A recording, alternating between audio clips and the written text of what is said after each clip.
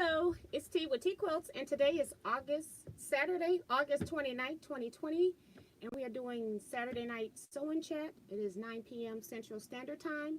So if you're entering the room at any other time than now, then just know that you're watching an upload of a live chat. So we're just going to wait for people to get into the room. I actually got in here early today, which is pretty good for me, 3 minutes early. So we'll just wait for people to get in. Pull this up on my phone as well.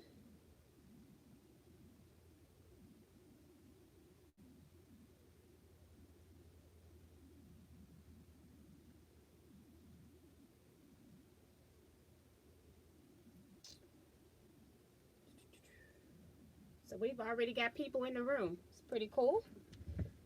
Let me get around my cords here. Have my this card. I got to figure out what I'm gonna do with this, because when I plug in my cell phone, I'm rolling all over that cord. It's not gonna last very long. So we're just waiting for other people to come in. We're up to 22 people now, so that's pretty good. I'll go ahead and sew a few seams while we wait.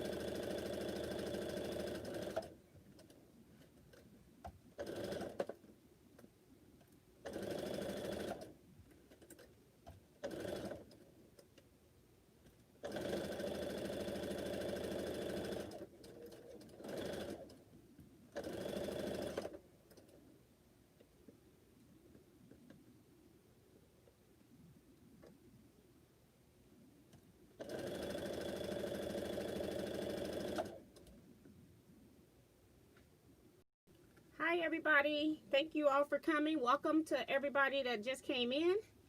So we've got 26 people here. So far I know more are going to come in, but I'm going to go ahead and start reading the chat comments. We've got Vivian Calvi at 8:22. Not sure if she's still in here, but she's saying hi T. Virgie is here, says hello Vivian, just waiting for T. Hi Virgie. And Vicky Lemire was here, 8:54, saying hello. And let's see. Ellie Scrapper says greetings T and everyone. And Don Cunningham also here, saying hello T and everyone. Don, welcome to the group. I saw you asked to be in Facebook today, so welcome to the group. And Mario Dennis says hello all from Montreal, Canada. Glad to be here again. Fun Saturday night. Gloomy and rainy all day here, so low 60s. Brr.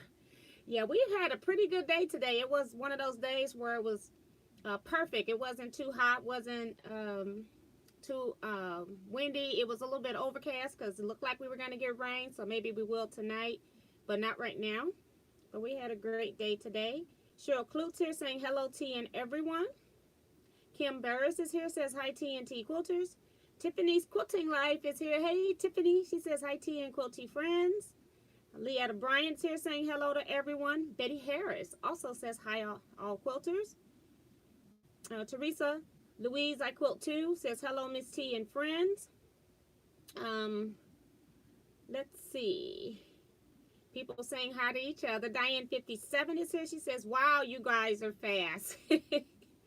Sin Forrest is here, says hi T and everyone. Linda DeVito says hi T, welcome from Beverly Hills, Florida. Welcome back. I haven't seen your name in a while in the chats. Let's see. June Hansen says hi T and everyone. Let's see. else? Kevin the Quilter is here. He says, hey girl, your hair looks amazing, as does the color of blue on you. In Tampa on a layover, have to wake up in 7 hours. Oh my gosh. You working on the weekend. Wow. Vicky says, I don't buy it too fast for me. I don't know what she's talking about. I must have skipped. Let me go back. Sometimes that happens where it skips when I'm going up and down. So let me go back. Make sure. Susan T is here, says hello T and all of the Teaquilters. Welcome, Susan. Let's see. Vicky Lemire, so yeah, on live, most are all over there laughing out loud. That's fine. They'll get here eventually. Let's see. Carol Green is here saying hi T and everyone. Claudette Bettis is also here saying hello T and everyone. Marcia says good evening T and everyone. In the middle of making a bazillion 1-inch finish, 1/2 square triangles. Oh my gosh. It sounds like it's going to be pretty though. I love them. I love small pieces. Teresa McCormick says hello T and all with love from Wisconsin. Welcome Teresa. Thank you so much. Cynthia Shades here says good evening to all from Chicago. Hi Cynthia. Thank you for the link too, Cynthia. I'm going to be checking into some stuff next week to see what I can come up with. So I appreciate your help with that. Maria Mayer says hello everyone. It's hot in Houston. Of course it's hot in Houston. Jackie K says hello T and quilting friends. Cool night here in Ontario, California. About 60. Yeah, somebody else was just saying that about Montreal. Chocolate Treats here saying evening, slipping in and out, must send chocolate kisses to everyone. When Sprinter is here says hello from Maryland. And let's see. Sands also reminding people thumbs up quick before we forget, laughing out loud. Thank you so much for that. I read Kevin's. Let's see. Trying to make sure I get everybody. Some people are talking to other people, so I'm trying to scroll past. Make sure I get everybody welcomed in here.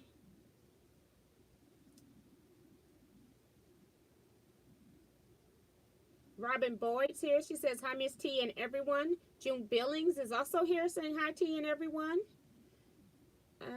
Sheila Willis is also here, says hello, T and quilters. Mario also says thumb is up. Thank you, Mario. You are always welcome. We'll send more of these or local in Chicago. Okay. And I had one contact, and I'm going to contact them and see what they say as well. I had one other one. We're a chatty group. That's Sands. That's nice, though. Leela Dyer is here. She says, hi, T and everyone. Thanks for the mobile fan neckband link. Amazon had a special this, and I got one, and it's keeping my hot flashes cooled down, laughing out loud. It is nice, especially, like I said, when I'm moving around, when I can't just sit in one spot. I really like the neck fan. And I'm thinking it'll be great, like, when you're out at events and stuff. That'll be absolutely wonderful. And I found out that you can even sit the band on a desktop and have the fans blowing at you too. Cherie from Topic Studio says hi T and all. Vivian Cavi is back saying hi to everybody. Joan Elkins is here saying hi T and everyone. If you have a YouTube channel, go ahead and put the link to your YouTube channel. So go out, get your link. Or if you know it by heart, just go ahead and type it into the comment box. This is your chance to get a shout out. Tiffany says, now that I may have said hi to everyone, I'm going to fold laundry while I watch for a few minutes. Yeah, we always got something to do. Got to multitask. So That's pretty good. The neck fan is sitting on my sewing table now, and it is doing its job, laughing out loud. You got that right. So, go ahead and put a link for your channel in the comment box if you have a channel. And Mario is I'm threading bobbins right now. All right, so since last week, when I was here last week, I think I had 80 completed blocks. And then we also had Eric's. We had Eric's birthday party in a Zoom. So I continued to sew while we were in the Zoom. So I got those 8 blocks that I was working on done, plus the additional 4 that I was using for chain piecing. And then I got the last 8 blocks did this week as well. So, or 12, I don't know. I know I've done 24 blocks some kind of way in the last week. So I have all 100 of my pineapple blocks done. And while I was waiting for you all, waiting for the time to come in, up here I've just gone and pinned as many of them as I could with the pins that were in this particular pin cushion. And so I am just now sewing them into pairs. So that's where I'm at right now. I have one, and I'm probably am going to have to press these seams open. And that's because when you press these seams while you're constructing the block, you've got 3 pieces of fabric on each side. So that's 6 pieces of fabric on each side. And then if I press that over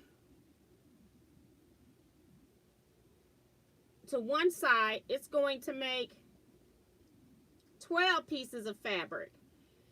So I'm thinking that's going to be too bulky. I don't like bulky seams when I'm long arm quilting, so I may have to take the time and press these seams open, and I'll be using my strip stick to do that. I know I've shown that in a video long time ago because I've been doing this for a long time. There are just certain projects where I press my seams open, and I'm thinking that this pineapple quilt is going to be one of them, because when I just feel it from pressing it all to one side, it just feels like this big huge lump. But when I press it open, for some reason it just is dramatically smoother. So it's just going to take me a while to, you know, it takes longer to press seams open, of course. I've got to do this for the whole entire quilt top construction. So yeah, it's going to be time consuming, but in the end, when I get to the quilting and when I rub my hands over it, I'm not going to feel knots. It's going to be nice and smooth in the quilting. So that's what I'm going to end up doing. See who else has come in while I've been explaining that.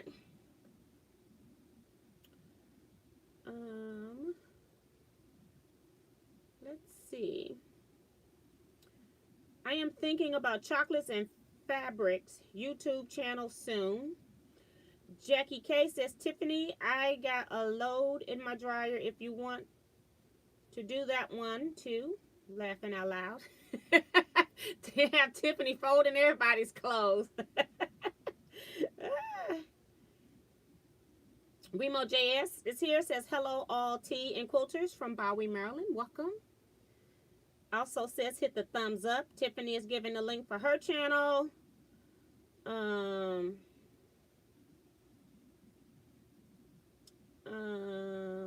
Let's see. Mario says gorgeous block tee. Thank you so much. I've been working on this.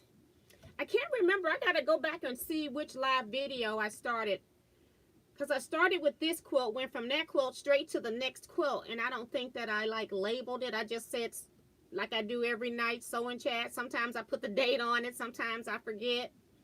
But I started it right after this quilt, but then I put it down. I only had maybe 10, 12 blocks or something like that when I put it down, because Guyleen Fitzgerald then started hers.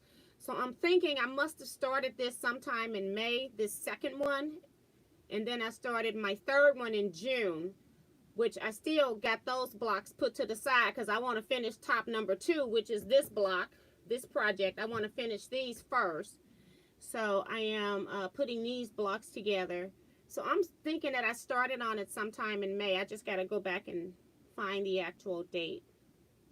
But I'll be glad to get this done because as I told people on Wednesdays live, and I think I said it in Eric's party in Zoom, that I am so sick of this particular style because I've been doing it so long. The only thing that saved me with having to make 100 blocks is because it was scrappy. If it was one of those things where I was just using 4 different fabrics, this quilt wouldn't have gotten done because I would have been bored. But the fact that I had fabrics to play with, it actually made it a little bit more interesting to piece. So, whew, I'm glad they're done. 3,700 pieces. Okay? Ugh.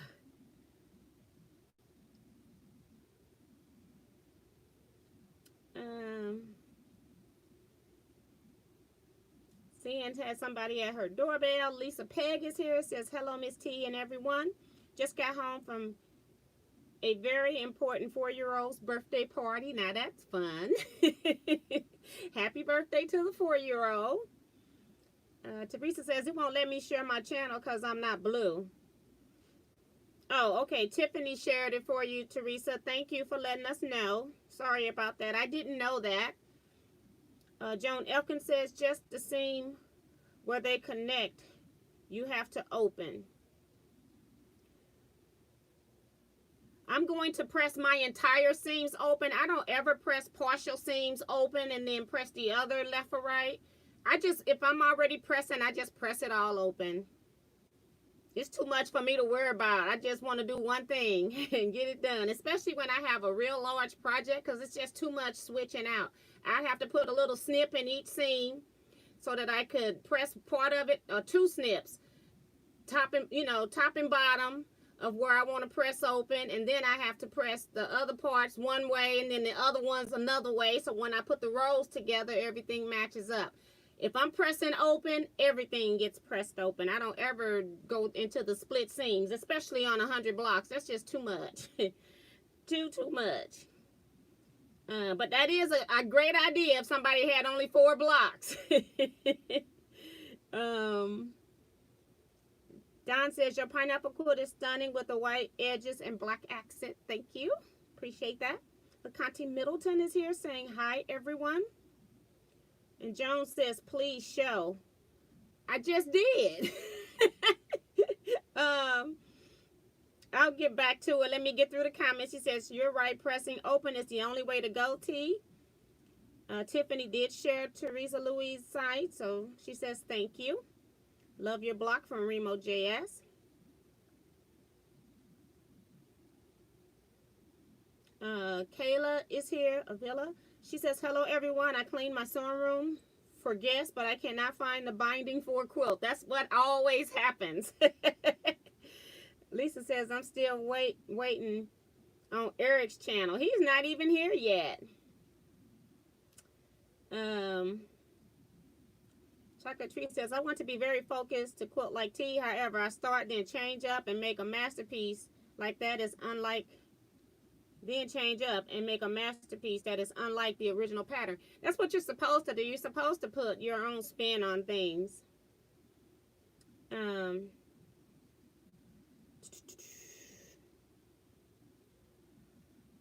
Okay, Teresa. Linda DeVito says, T, I was wondering if anyone in your group has ever used a basting gun for basting quilts. I used to use a basting gun when they first came out to baste my quilts. The basting gun, when they first demoed it, you was just supposed to stick it straight into the 3 layers and then click the gun and bring it out. I found that the layers were too loose, so us quilters ended up training that company that you go into the quilt and come back up. So you go down the 3 layers and then come back up, and then you shoot the plastic piece into the basting, into the quilt to baste the quilt, and it keeps your pieces from moving so much, especially if you're doing free motion quilting on your domestic sewing machine. It makes a big difference so that it's not moving all over the place. But yes, I have used one. I don't know if anyone else has. I'm sure they'll put it in the comments if they have, and any additional tips. I am actually spooling, and I've rebooted my devices, so I'm hoping that we come back.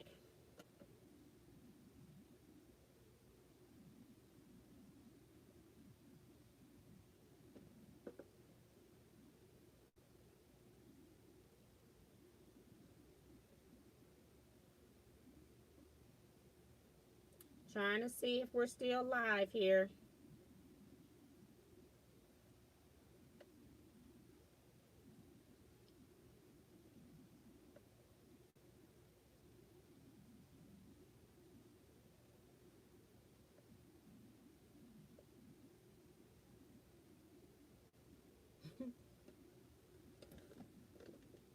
Okay, so you all aren't spooling, so it's just me. So hopefully it's not going to kick me off. I don't see any notification up here, but I'm getting it on my cell phone. So let me try rebooting it, and I'll come back. So I'll go ahead and do some sewing while that's rebooting, and hopefully I'll try to keep watch up on the top to make sure nothing is going on there. So it's shutting down now.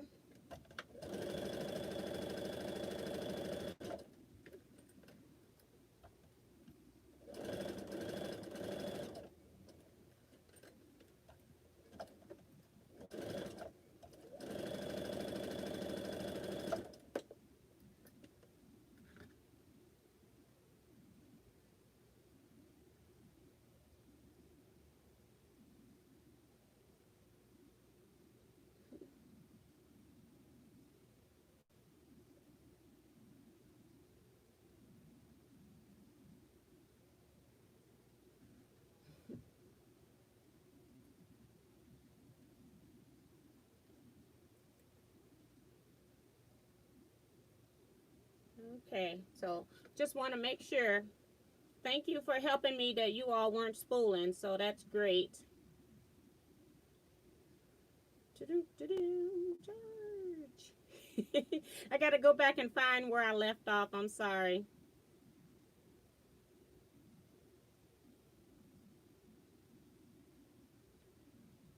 And my screen is it's like grayish. I don't know why that's happening. Let me go to settings and make sure.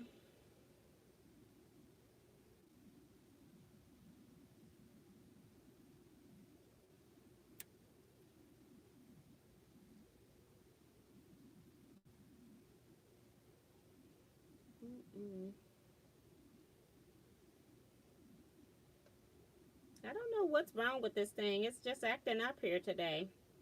Now my screen isn't like bright. It's like done dimmed itself out, which I didn't tell it to dim out. So let me go back out of here again and just make sure. Ta-da, close all. It's always something.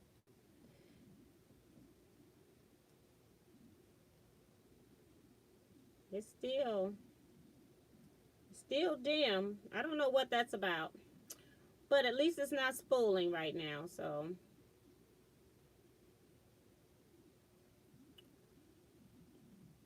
I gotta wait for the ad to end. Hold up.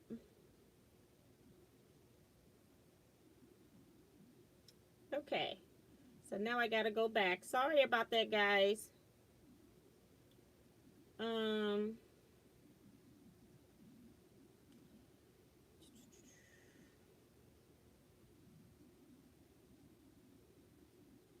Okay, so it was the basting gun question was the last one. And Jackie is asking, T, do you cut all the pieces at once? And how do you store them? I did not cut them all at once. I cut from maybe 100 different fabrics to start. I just pulled whatever fabrics I had that I hadn't put up and just cut. So I wasn't really picky about the fabrics either. And as I was cutting them, I had stacked them first on top of a design board in the orders that they go in, and then as I kept cutting, I kept getting a lot of duplicates, so I started storing them into these containers. I can't even put the lid on them because I didn't want the pieces to to get bent. So they're just temporarily like this right now. And then I'll end up putting these into a drawer storage system and keep them like that. So when I do my next pineapple quilt, these are all my leftovers. So I have a good start on my next quilt that I want to do. I do want to do more pineapple quilts. I just don't want to do this type of pineapple quilt right now. I don't want to piece any more of these blocks right now. But that's how I store them. And then I just store them in any of your plastic drawer systems, like those ones that are real colorful. You can get at Michael's or your other crafting places. I just store them in there. I have one that's plastic where they're a little bit thicker in height. So I'll probably just go through and find some place to store these when I get through. I am finished right now, but I haven't put it up. Let's see. Don says, I was signed up for Jolene Fitzgerald's class at Mancuso Quilt Show in South Carolina before it was canceled.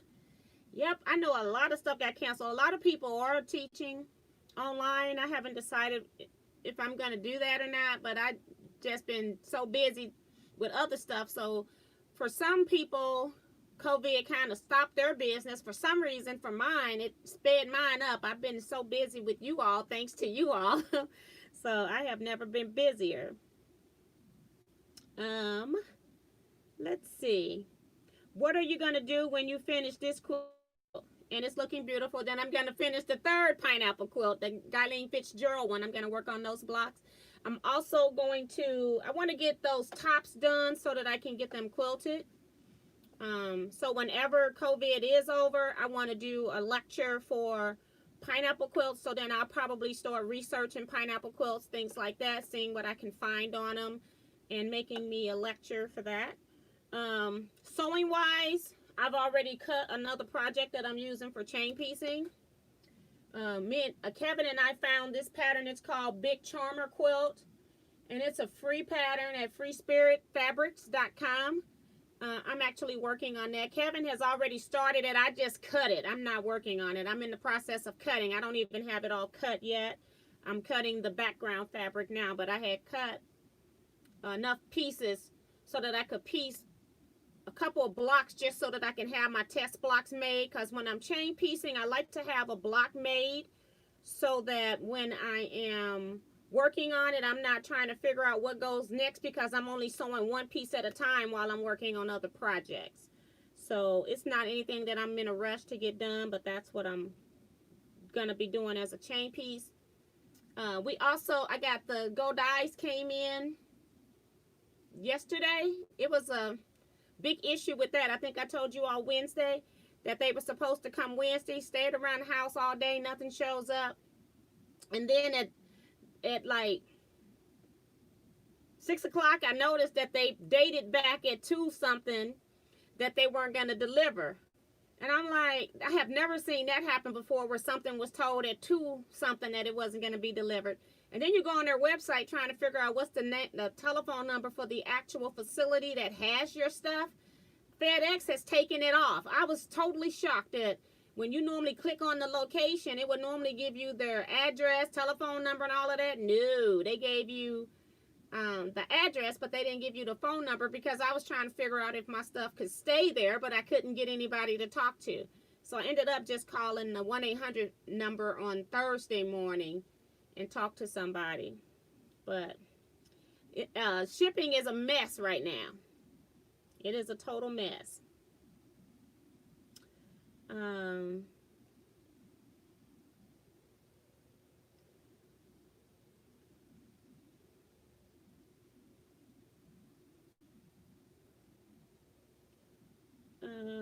Kayla, I hope you find your binding. I bet you're sewing pineapple blocks in your sleep, T. That's from Diane. Not necessarily, but I'm just sick of them. I'm sick of them. I've made this 12, another 48 that were a nightmare, and then now this 100. So I've done 160 pineapple blocks since April, mid-April.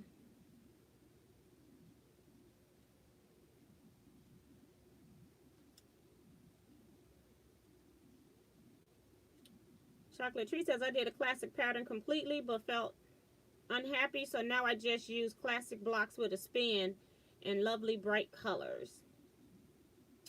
Some people say that they spray, that they have never used a basting gun. Cherie says, I stopped using a gun and went back to pinning. On occasion, I spray based. Pineapple is my #1 favorite. By the way, Teaquilts, your shirt is so cute on you. Thank you so much. I had I had an outing today. Diane says, I like your shirt. Thank you so much. Tell Miss T, Pineapple Blocks is my first love. Making baby quilts on Monday from Remo JS. Kelly A is here. She says, hi, Miss T. Hi, T Quilters. And I agree with Tiff. That shirt looks very cute on you. Turquoise is definitely a good color for you. Thank you so much. I appreciate that. Your shirt is beautiful, T. Looks great on you. Thank you. We've got Sharon Lewis here. She says, hi, everybody. Hi, Sharon. Welcome. Chocolate Treat saying it's probably the weather, I guess, when I'm spoiling. I don't know. Ever since COVID, I've been having some issues sometimes with my internet service, and I can get one to work because it's weird because my iPad has no internet connection, and then my cell phone, of course, has internet connection, but when I'm home, it's using the home Wi-Fi, and it's weird that the recording device doesn't count out, that doesn't have any Wi-Fi attached to it at all, whereas I have data plan on my phone, but it don't work. It doesn't kick in to keep me from having issues. It's just crazy. And Mary says, wow, you're all dressed up, T. You look beautiful. Thank you. I went out today. I had a friend. I went with my friend, the one that I told you about, that I had to go into her house. We were talking, and one of the quilters in my quilt guild had quilt sale today, and it started at 8. So I wanted to get there as early as I could so that I could get in and get out. Mask on, the less contamination, and she was doing social distancing to a certain point. She even had masks and gloves and stuff for people to use, so it was pretty cool. And then we went to have breakfast after that. So we went into a few stores. We had breakfast at First Watch, so we went and started walking around at the shopping center where First Watch was. Went into a couple of stores, and I bought me I went into a bicycle shop. And I go in there and the guy says, can I help you? I go, do you all have any granny seats? He didn't bat an eye. He said, sure, come this way.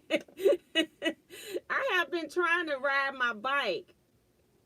And I got on that bike. I haven't been on the bike in a while. I was riding it real good when I first retired. And I remember back then that my butt was hurting from riding the bike. I said, this is a young folks sport.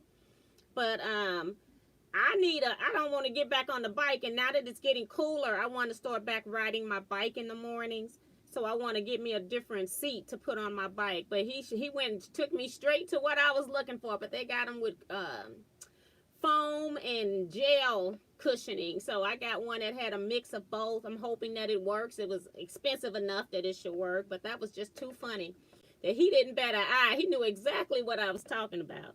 But do you all realize how bicycles have changed now? There is no such thing as a $3, or no, not a $3, but like a $30 bicycle, or even tricycles. The little red tricycle is just gone, okay? These bikes are something else. They are e-bikes, which I had known about from looking at some of the nomads, but I'm like, oh my God. And then the price on them. Some of them were over $2,000, y'all. And I'm sure those were the base price of things. Like, oh my gosh. Woo. Mario saying those phones can have a mind of their own. Yes, they can. Kayla says, your hair looks beautiful. Thank you. I took down part of it today because I didn't want it all out because my hair loves humidity, and that's what we got a lot of today. That's why it's kind of stiff now. It's actually got moisture in it, but it still looks pretty stiff. But I plan to try to put something on it to try to soften it up, maybe even some water, and twist it back up tonight. So, but I didn't want to I didn't want all of it to do that, so I just took the back down so I can go out tonight. But thank you guys. Francine's here saying hello everyone, catching a live tonight. I hope everyone is well and safe, and it is a cute top you're wearing. Thank you. So let's see. Linda Price came in, says hi, hello everyone. Remo says I made a mask and a top and pants, simplicity, number 9114. Easy sew. Now back to quilting.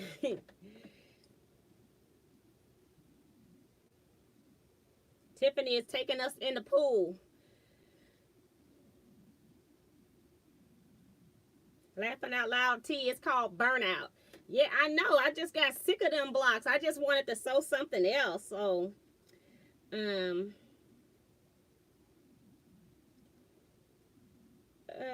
let's see. Ed T, if you want to make Teresa Louise a moderator instead of me, since she has a YouTube channel, it doesn't matter about having a YouTube channel. It's just somebody in here when the people come in, and we just need people to block. If Teresa wants to be a moderator, I can add her, but it wasn't that I didn't want to add her. I didn't know that only moderators could do that, so Teresa can let me know.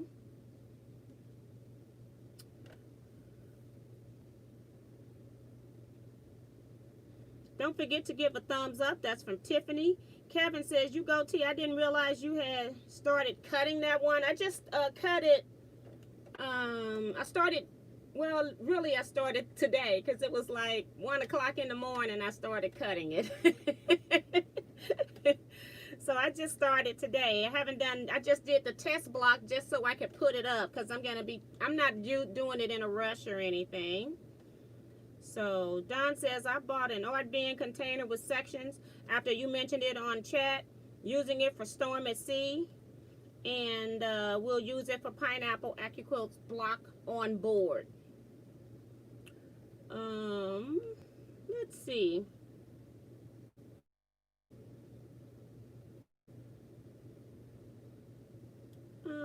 Maria says Crafty is starting back September 1st. Yeah, I've been seeing that they've been having some emails they send out. I did not participate in the survey. I haven't even opened their emails. I knew one wanted me to participate in the survey and all of that. But I really don't know if I'm going to even purchase from Crafties right now. I'm going to be one of those people that are going to do the wait and see. So I probably will wait a whole year just to see how they're going to handle things, because you know, people tell you they're putting stuff back and it just be the same old rules with a new name, and they try to make you feel that way. But they did eventually come out and say that all of your classes are going to transfer back to Crafty. So, because they didn't technically say that before. So I do know that they have been sending emails. I get those emails. I just don't really say a whole lot about Crafties because right now I'm not sure where they're going, and I'm not trying to do a whole lot of support of something that I'm not sure. I don't want to talk about it a whole lot on here because I don't know if it's a good thing or not yet, and so I'm in that wait and see mode. It's not that it can't be mentioned, it's just that I'm not trying to promote it right now. Gramps says time flies when you're making pineapple blocks. Laughing out loud. Hello T and everyone, welcome. Hope you're having fun making them though. Remo says, I got the new snail AccuQuilt yesterday. Yeah, my stuff, I got the snails. I got them back here. I guess I'll talk about them maybe on Wednesday because that's where I normally do the haul stuff. So I got them laying up there, back the machine's blocking. They're on this table right here, cutting table, so that I can talk about it on Wednesday and don't forget. Sheila says, that is what happened to me. T, did you receive that Olsen Master yet? That came in the shipment. And Sheila is talking about a shipment that she had. She also ordered something from AccuQuilt, and they shipped through FedEx. And it was just the strangest thing. And then when it finally got delivered, well, when I finally called them, I called them because it told me first it told me my package had went back to the shipping place, which I normally get my shipment shipped to a different location, but this time it went to another location. I go, well, that's very weird. So then I said, okay, I'm just gonna leave it alone. It'll come tomorrow. But then when I went back on the next morning, it told me that my package had been transferred to the shipping carrier, and I'm like, who the heck is that? You're the shipping carrier. Well, apparently FedEx has hired, I don't know who, because they came in a rental truck, like a U-Haul truck, and it didn't have no identifying data, but FedEx must be subcontracting out deliveries as well. So shipping is just going to be a hot mess for a long time.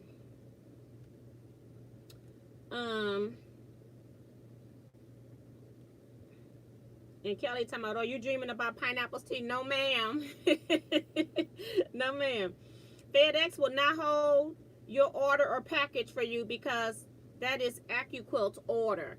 Okay, and I wasn't trying to get them to hold. I was trying to get them to make it so that I could pick it up at their office, which they should be able to do. I should be able to pick up my package. Teaquilts can't change that.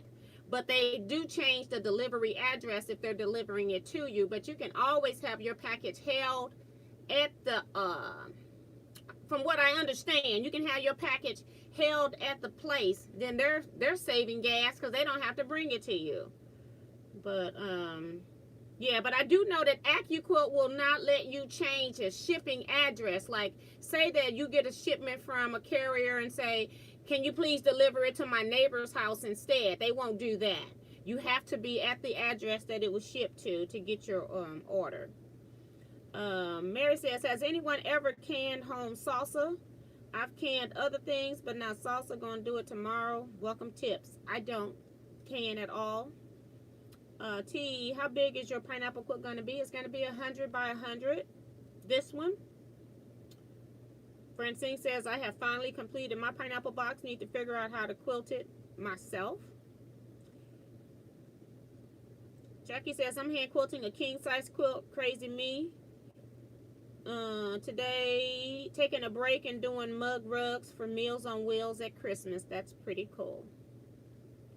And I'm missing a whole lot of comments because my comment stops at 9:29. And I know you all not sitting there quiet for 10 minutes. I know y'all better than that. That is funny, but it was true.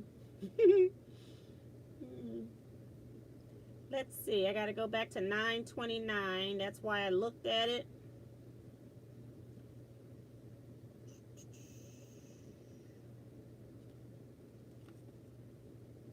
Tiffany talking about, yes, my phone is in the bag. Jackie says, I'm hand quilting a king size quilt. Crazy me. So just taking a break and doing a mug rub. So that's one I just read. My daughter Marty just came through here and said, tell everyone hi. So we say, hi, Marty. She hides from us in the Zoom. We didn't see her this week.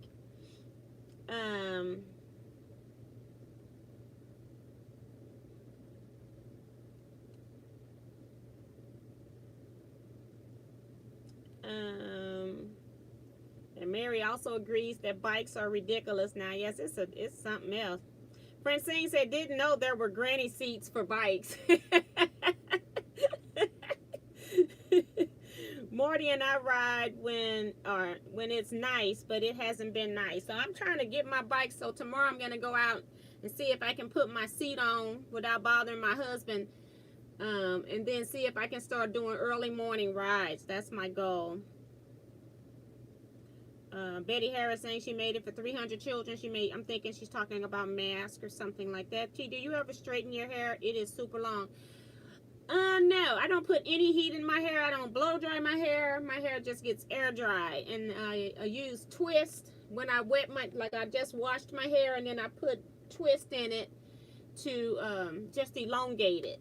So that it's not, my hair just loves humidity, and curly hair just shrinks up. So I try to use the twist to keep it from shrinking so much. But I don't normally use heat. The only time my hair gets heat is when it gets professionally cut because they blow dry it to cut. But that's it. My hair does not hold, like if I was doing like a silk press and all of that, it'll look real pretty for about 30-40 minutes. My hair just loves humidity, and Missouri is full of it. So I don't even try to fight with my hair anymore.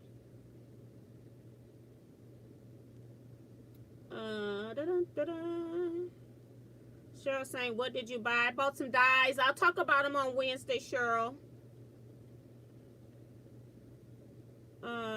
Ellie said, yeah, the bikes, they are very high in price. I got one from my husband last month.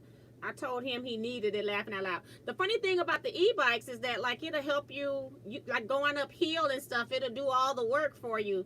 So I was originally going to talk to the guys about that, but then more people came in, and then I waited about 5 minutes, maybe even 10 minutes, and then I just decided, let's just go ahead and go. Because it's not like I was going to buy one that day. I'm going to go put this seat on, on this bike I got at home. But yeah. Let's see. Francesca is here. She says, hello, T and everyone. Sorry I'm so late. No problem. You get here when you get here, girl. SoNut5 is here. Francine says, I tried riding as an adult, failed, and haven't been on one since. And that's the other thing. I try to, I normally will go to the school, the closest school in my neighborhood. I'll ride my bike to the school, and then I try to ride on the school parking lot or something like that. I try not to go too far, and then every once in a while I have very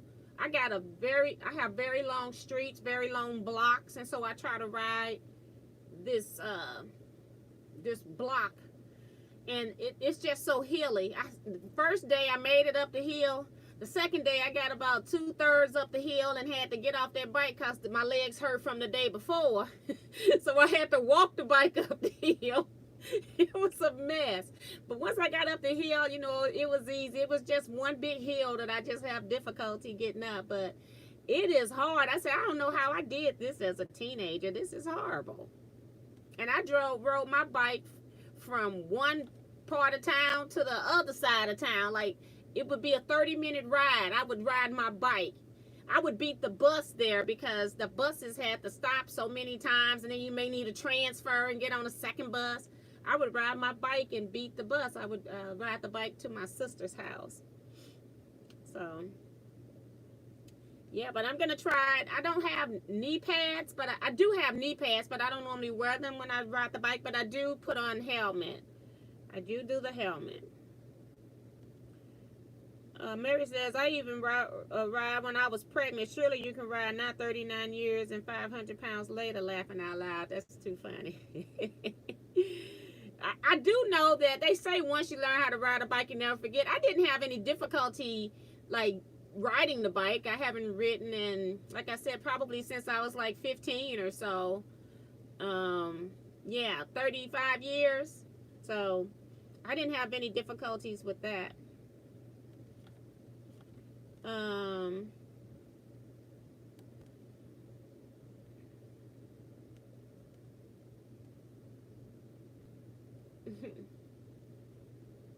Chocolate Treat says, T, you are a true artist.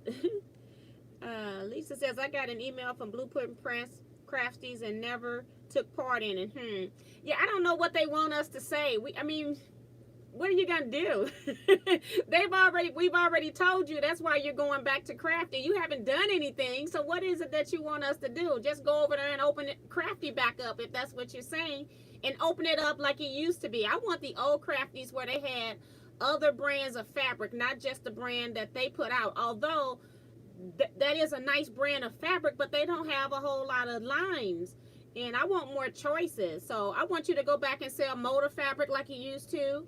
But if you're saying you're bringing it back, then bring it back. You know what it used to be. Bring it back. You don't need me to tell you what to do. Just do it. And Cheryl says she got that email also.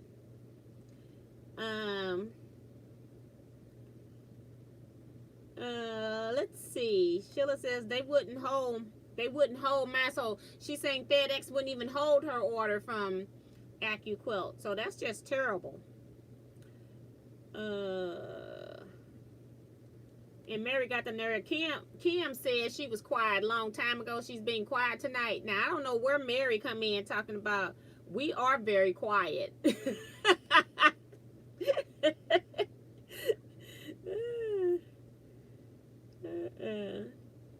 Conti says, how do you keep your hair moisturized?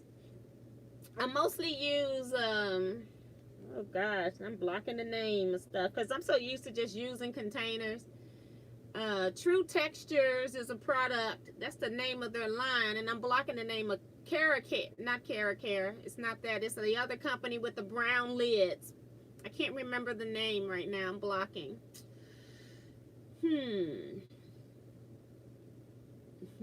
I can't remember. But it is True Textures. If you look up True Textures and put it in quotes, it'll bring up the name of that company.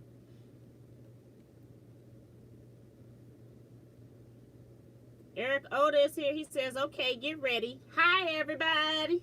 Hey, Eric.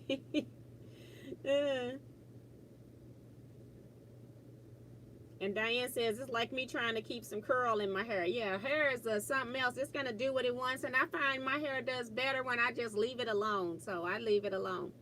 Gwen Wilson says, just got here. Staying away from the D-stash because I just bought an iron. Don says, what is the round cloth on the back top of your baby lock?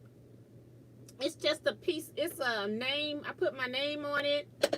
And it's just a handle to soften the handle. It's just a little small quilt put on with Velcro. Just so when I pick up the handle, I'm not just touching the hard plastic. Just to soften the hand a little bit.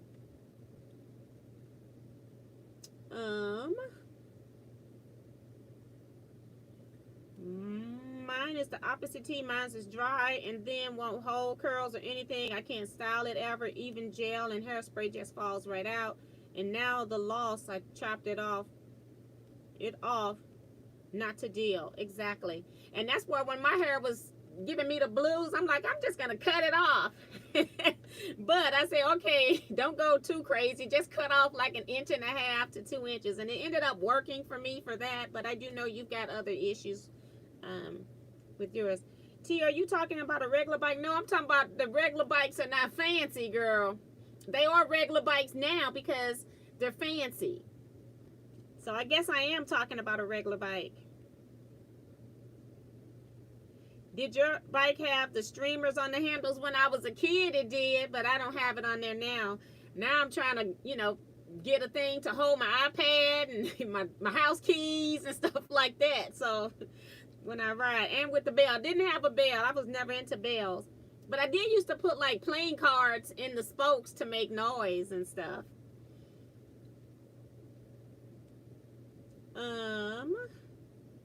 I think a stationary bike would be more my speed. That's Diane. June says, got to go, everyone. See you later, June.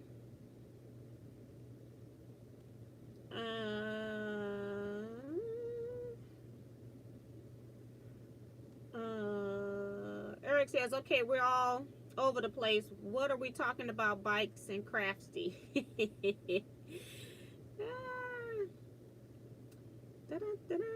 My hair is fine and curly after all these years. I just go with it. Exactly. Mazzani. Thank you, Kelly. Because I could not pull up that name. Mazzani has a great moisturizer that you can actually use it also to twist your hair with. And it keeps your hair moisturized and it keeps it really soft. Right now, my hair is not soft. I just washed it and put it into these twists. I think it was like Wednesday morning or something like that.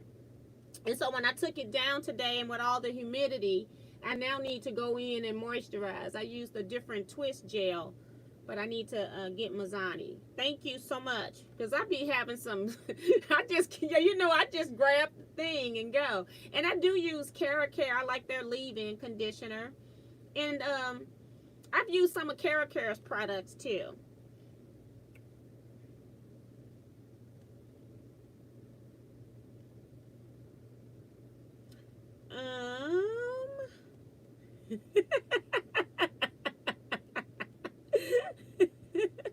Y'all are something else. Eric talking about, okay, why are we getting a bike? For exercise. I'm not trying to lose weight or anything. I just want to do some exercising.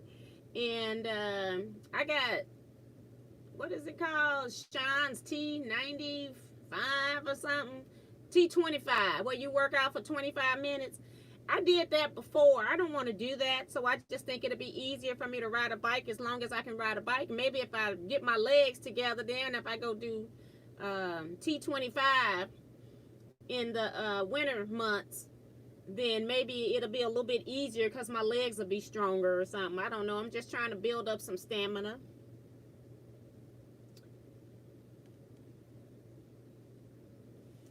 Kelly tell everything. Kelly, you just tell it all, girl. She's not getting a bike. She has one. But T talked about going to the bike store to get a granny seat. Francesca says, T, your long hair looks great, but your blue top is a great color. Thank you, Francesca. Got so many compliments on the color. Thank you all so much. I would need giant training wheels to keep me from falling. That's from Diane57.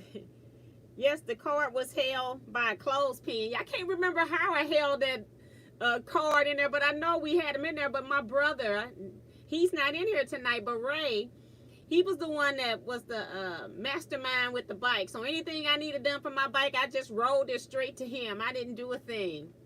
So, but yeah, he's one that's a couple years older than me, so we're kind of really close. Teresa says I'd have to pin the cards to my exercise bike now. It's funny. Erica says, Granny, see, isn't that what they call a wheelbarrow? Wheelbarrow's hard. I don't want that. I rode my trike till I was 7.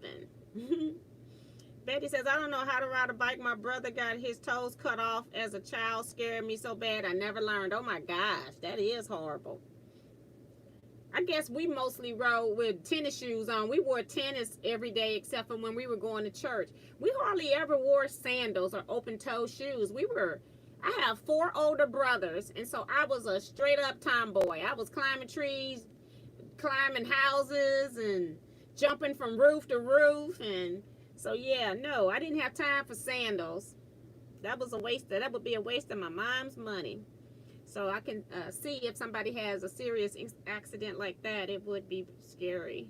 I'm sewing, quilting, and crafting. I don't think a granny seat would even help me. I'd be terrified to ride a bike. And that's why I don't ride on the street, because I am terrified. I just ride on the street to get to my neighborhood school, which you all know I took my nephew to. I used to walk him to school, so it's walking distance. It's not that far. And then I don't ride on the streets. I hate it. And then when I do ride, when I do the loop around my large block, I do the sidewalk. Nobody's walking on them anyway. So I do the sidewalk. I don't get in the street. They're not going to kill me out there.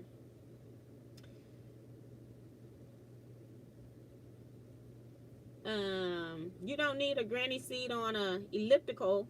You can watch YouTube videos at the same time. But I want a different scenery. I want to be outside with nature, and something about that is satisfying and soothing than standing. Even when I do my exercise, I just get tired of just standing there in this spot, just looking at the TV, doing what they're telling me to do, because I do walking videos sometimes. But I haven't done anything now in about a year, and I just need to do something. So I'm trying to get back and do something.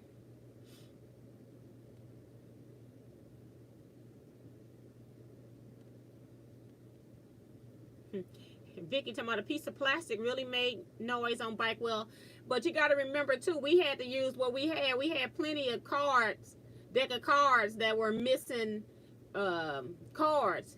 You know, with all these children my mom had, was 8 of us, and so we had to use what we had. We didn't have that, and we went to the next thing. We went to what was readily available. You know, we were very resourceful as kids.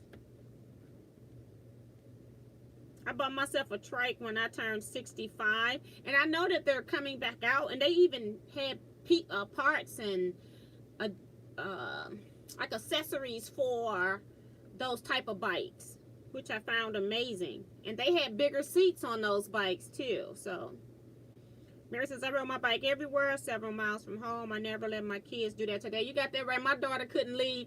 I have a hill on my street, and about a third of the way, because I live on a long block, I told you, so about a third of the way. So that's about maybe 7 houses or something. And she couldn't go over the hill. She decided she didn't want to ride the bike. She said, I can't go anywhere, so what's the point? You cannot go over the hill.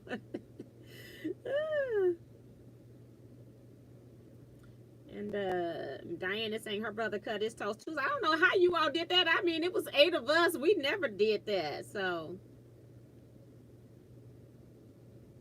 and she's, oh, because he was barefoot because they were saving their shoes. Yeah. Eric say do yoga. Yeah, right. We never wore shoes in the summer. Couldn't afford them. A lot of people are saying that. My mom, we had a pair of tennis shoes and a pair of church shoes. And that was it. And then when they wore out, they got replaced. That was it.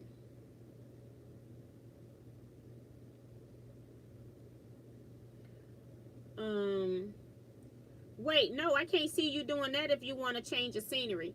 I don't want to be in my house standing in that same spot. I have like one space that I can do any exercise, the walking or video type exercises. I don't have a place to even put a bike. I had some equipment. I even ended up giving it to my brother. Because I'm like, the more quilting stuff I got, the less space I had for that type of stuff. I had a glider that I gave him, and I gave him something else, like a seated bike that you could sit in and do it. And I'm like, no, we don't have room for that. We need to get the long arm in here. So that was when I got the long arm. I got rid of all that kind of stuff. I used to rode to from school most days, but also rode all around, often miles from home. Yep. And Lisa says, yep, 2 pair of shoes a year. You got that right. And my daughter was so spoiled. And then she even had nerve to appreciate it. Said, girl, you got way more than I had. That was one of the reasons why I never wanted a large family, although I loved my siblings as growing up, and I was glad that I had people we were entertaining to each other, always could figure out something to do, was never bored. But financial wise, it's just too much to have too many children nowadays, trying to raise them. It's a lot. It costs a lot. Veronica says, hi y'all, just a watcher. But T, what's the number of Harbor Freight's rotary blades? I don't know what the number is. They don't have them in the store. Clerk said to get the number and they could get them. Now that's weird. You can't check their website and do, you can go online and check Harbor Freight and do a search, because they have that everywhere. It's just not at one Harbor Freight. So check it online, because I don't know the number. I haven't bought any in a long time, because when I buy them, I buy so many of them at a time, and then I take it all out the packaging and put it in, I put it in the OFA packaging, so I don't have it. Francesca says, with the crazy weather, I'm wondering how bad winter is going to be. I hope it's really bad, so it can keep some people in the house.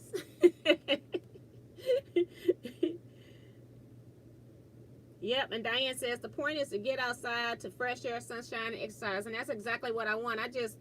I'm in my house all the time because I now work from home, so I need to get out, but I don't want to just be out trying to figure out something to do. It'd be great if I could go outside and ride, so that's what I'm trying to work on.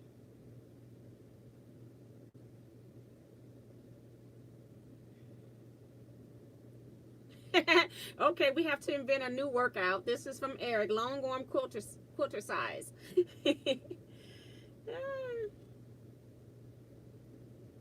So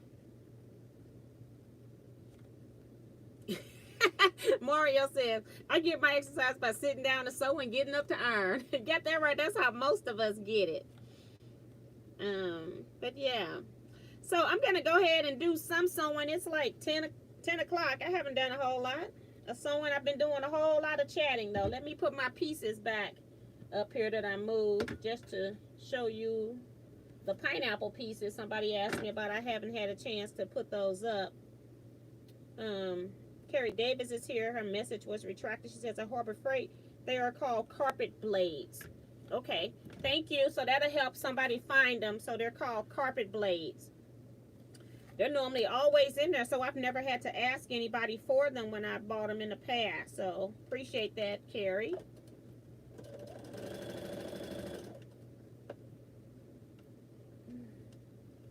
I guess I should try to see if so I got this phone plug. Oh, it's at 100% now, and it should last an hour, right?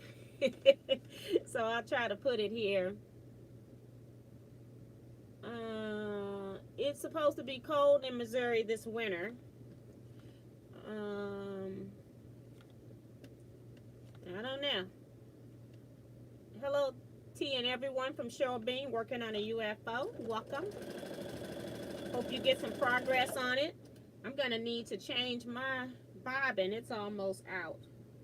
And I can't believe the light is not on. I don't know what's up with that because it normally come on when it's a third gone. See, it's acting up.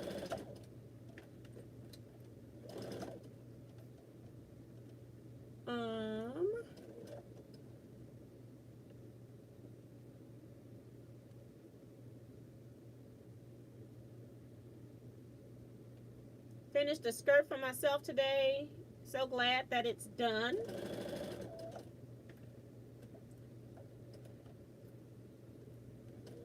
I went looking into a bag today. I opened up my closet door here because I needed to pull out some batting to quilt a customer's quilt.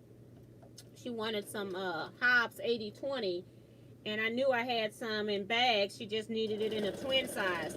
I used to buy a lot of Hobbs 80/20 in a bag because I would put it into my charity quilts, and I haven't used them because when I got my long arm, they had given me all of that polyester batting that I wanted, 100% polyester. So I was trying to get rid of that. So I finally got most of that done. I had some for a friend who was supposed to come quilt, but she ended up quilting it on her home machine. So I probably got a piece or two left to use of that polyester. And then I'll go back to putting 80/20. But I buy 80/20 on the roll instead of by the bag. Because I didn't have my long arm then. It was just easier for me to take to friends' houses to use their machines. I'm hoping. I think this is about to run out. And it didn't even say a word. Normally this thing come on a long time ago, acting crazy. And it did not do it today.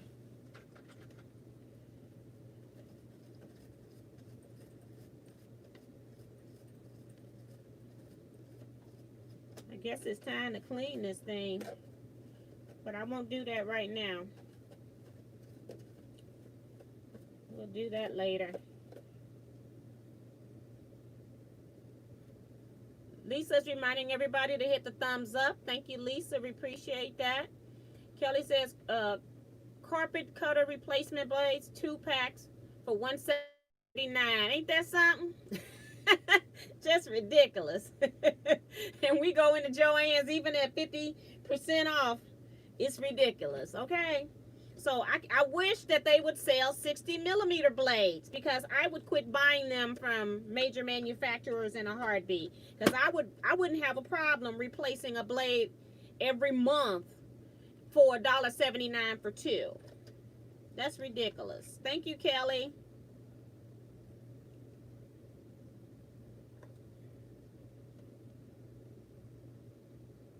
T, are you keeping a pineapple quilt for yourself?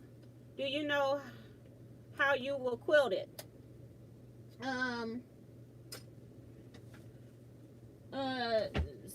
Sort of, kind of, yes to both.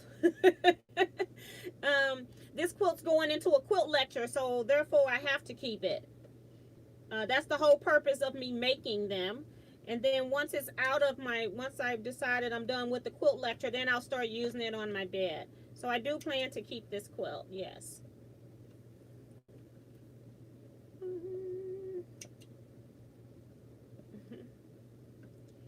Okay, I see you're welcome in there. Appreciate your help.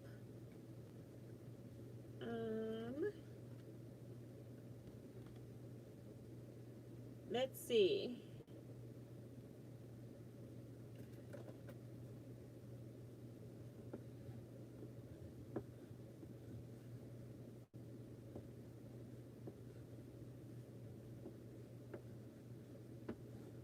This is just a test block there I need to put on my wall so I have it available.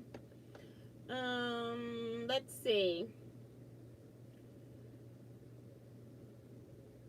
I wish my brother machine would go ding dong before I run out of bobbin thread.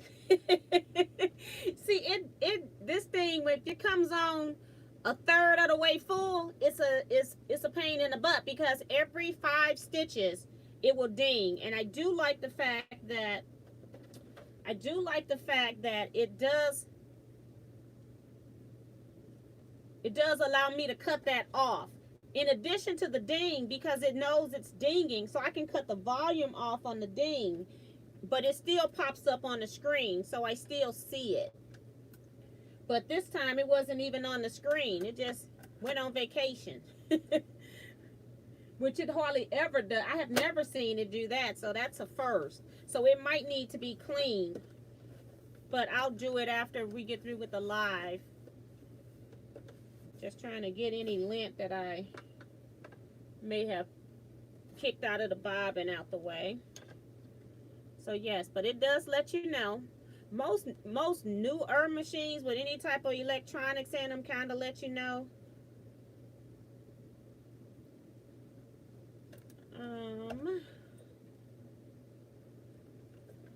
I have to restart here.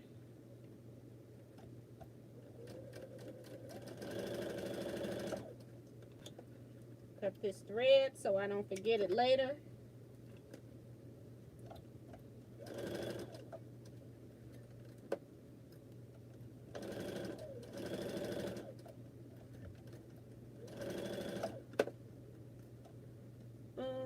My Viking stops when my bobbin gets too low. Now on the Elissimo, the one over here, it stops when you've got maybe 10-20 stitches left. I like that. It doesn't let you sew so that you're air sewing, but it doesn't stop early. This one, a third of the bobbin is still available to you. I mean, it's a lot of thread still left, and I use Orfield's thread, so it's a whole lot of thread on there. Just too much.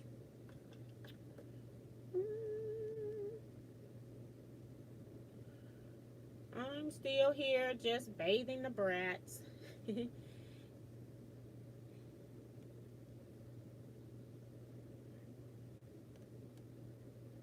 We got Norma Azia, I'm thinking. She says, good evening from Centerville, Mississippi. Welcome to the chat. Appreciate you stopping in. If you're a quilter, go ahead and hit the subscribe button and hit that notification bell. You'll be here when I go live. For new people, I normally do lives. My normal live night is Wednesday at 7 p.m. Central Standard Time. And then I've been doing the Saturday sewing chats. 9 p.m. Central Standard Time. We do 2 hours tonight. And then once a month, we're going to do a Zoom as well. And we are in the Zoom actually sewing and chatting, so I can get to see you all as well, and then we can all communicate together in the Zoom. I really like the Zoom for that.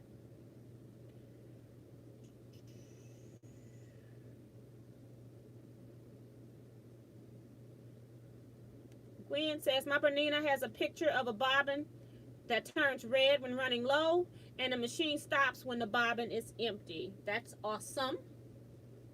You can't air sew. This one, even though it notifies you, you can still continue to sew and be air sewing.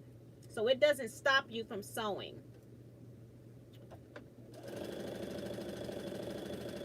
But I love this Baby Lock. This is the Baby Lock Elagio. I love this machine. I told my husband I was thinking about getting another machine, right? And he goes, so are you going to sell the other one? I go, no.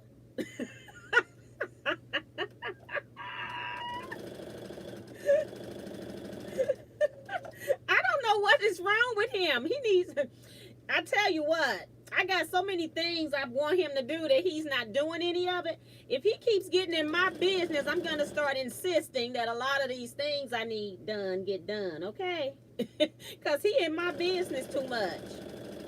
He don't have anything else to do since he's not working. Like, what do you mean, sell a machine? What's wrong with you? I'm going to keep everything I got.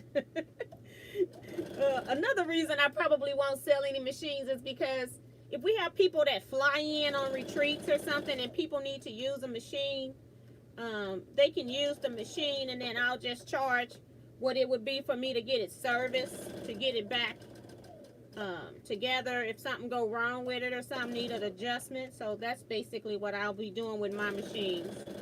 So I even loaned one out to a friend, somebody that I long-arm quilt for, and I haven't even been back to pick it up. I'm sure her machine should be out of the shop by now, but neither one of us seem to be too concerned about it because I got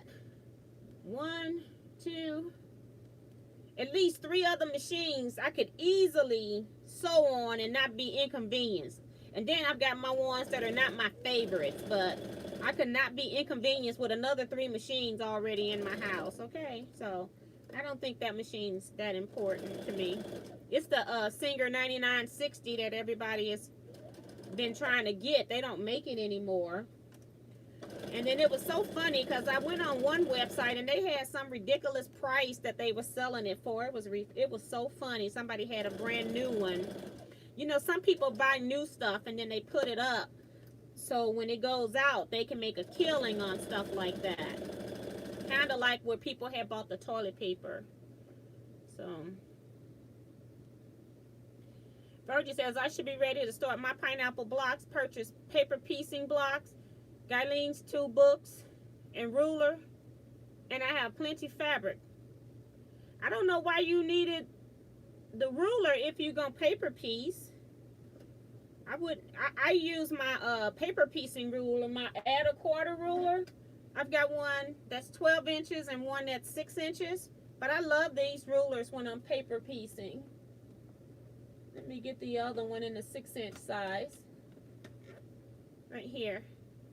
So I love these. I mostly use this, but then if it gets to be like an 8-inch block or something, then I have to go to the big one. You basically can do almost everything with the 6-inch one though. And they even have like for miniatures and add an 1/8. I love those rulers.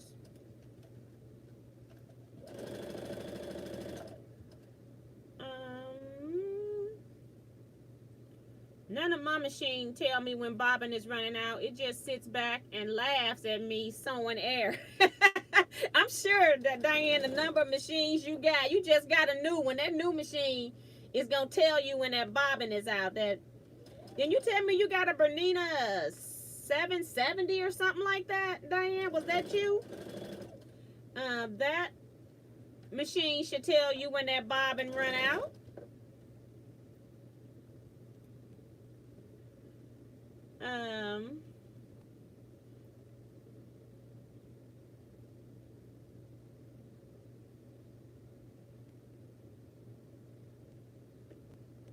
Don, I'm assuming that you have a long arm machine.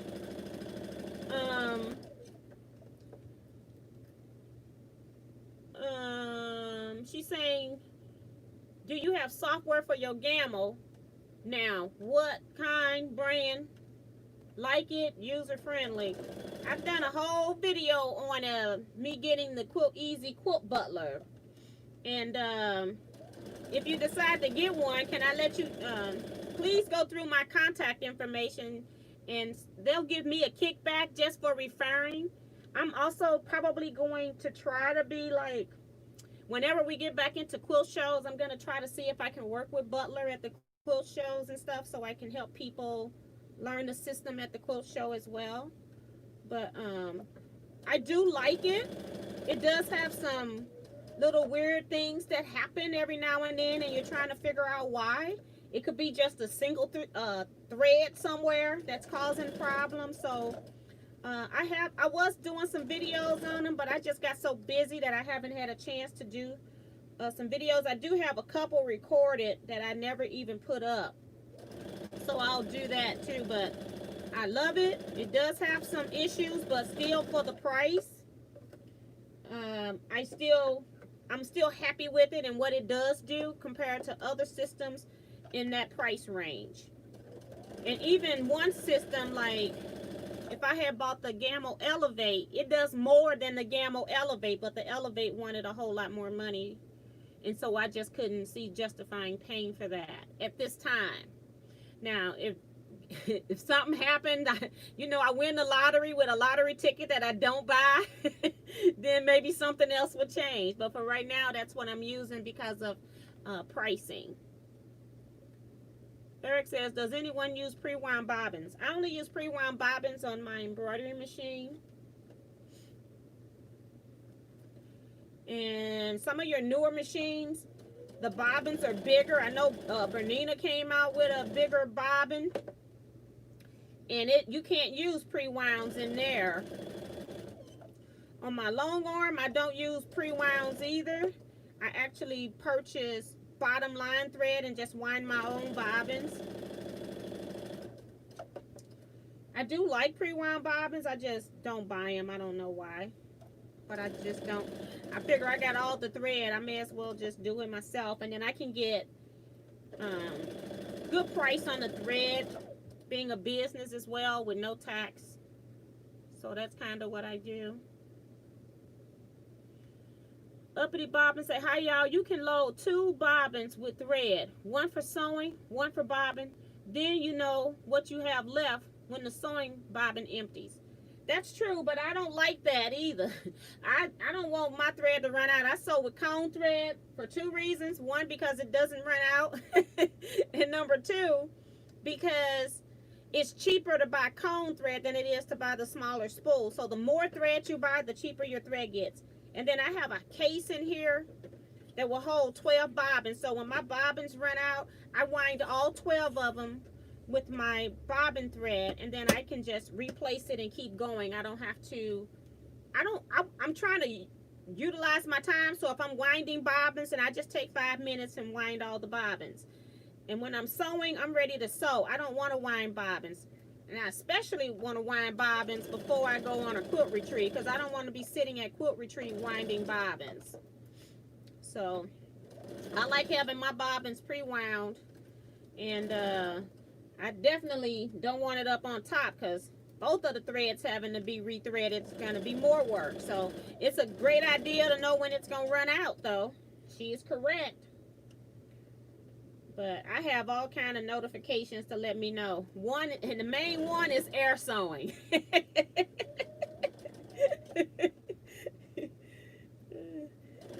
And that's because I got my notifications off on this machine. So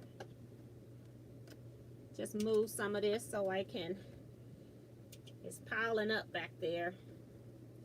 So I have 100 of these blocks, so I'm just sewing them all into pairs. This is only half of them because I ran out of pins. So, and then I will be pressing my seams open.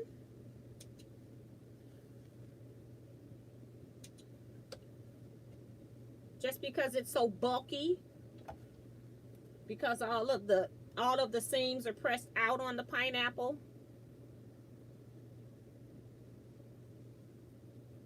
Teresa says she's used pre-ground bobbins. They are handy.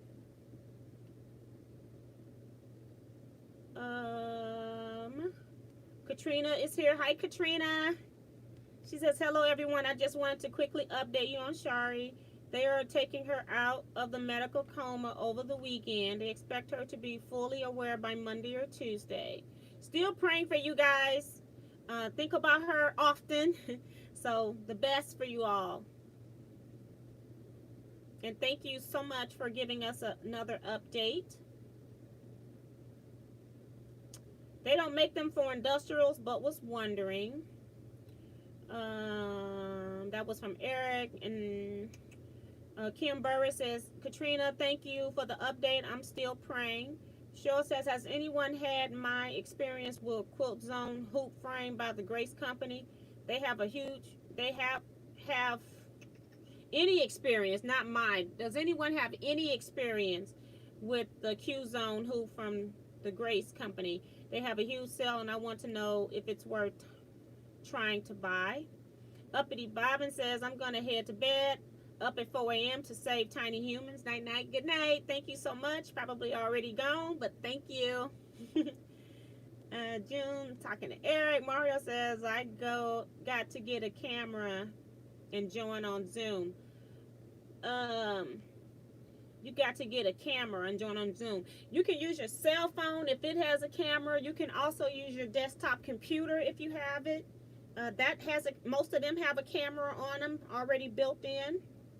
So you can get on Zoom that way. You don't necessarily want to buy a camera unless that camera is going to take you straight through to the internet if it's got Bluetooth. Because then you might have other issues.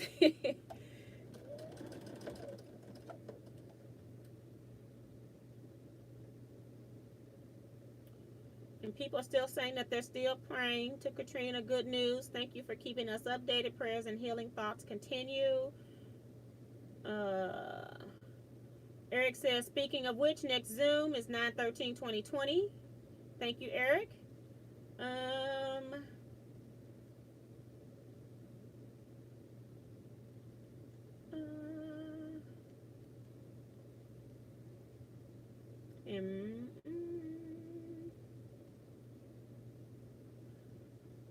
I keep thinking that selling some of mine that haven't taken any plunge yet. That's Mary talking about selling some of her sewing machines. Yeah, I mean, sometimes I do things because it's me not getting rid of my stuff, but then other times I know that it might come in handy for somebody, so I don't do it. And when I go on retreats, any retreat anyway, Sarah and I have learned, because we've had machines, she's had a machine not work once when we were at retreat, and we were about 2 hours from home. And it just so happened that I brought handwork as well, so I let Sarah use my machine. But we've learned when we go on retreat, somebody needs to have a spare machine just in case somebody's machine don't work, because it's nothing more miserable than being at retreat and all of your projects are to be sewn by machine and you can't work. And especially when, when we go across the state, 5 and 6 hours across somewhere else, and you're way far from home and you can't do a thing about it. So yeah, so I do know that it's important to have spare machines.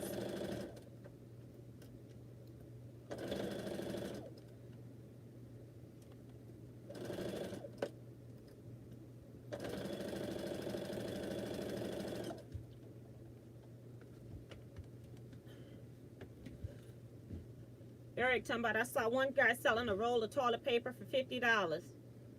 He got majorly busted. Just one roll. I don't care if we were out of toilet paper. I'm not going to buy one roll. I have to use some rags. I have to use old t-shirts and start cutting them up, because I got t-shirt backs and stuff. Yeah, I'll be cutting those into rags, because no, I'm not doing that. It's a whole lot of things I'll do before I do that. So, and I got plenty of bleach.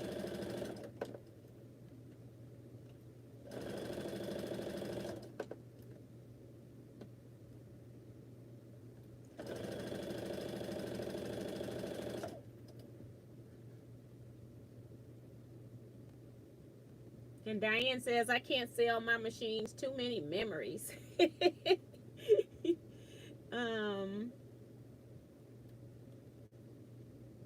And Virgie is laughing too, saying, I just gotta have it all. That's right. It's my stuff. I'm not bothering you. He's something else. I don't know what his problem is lately.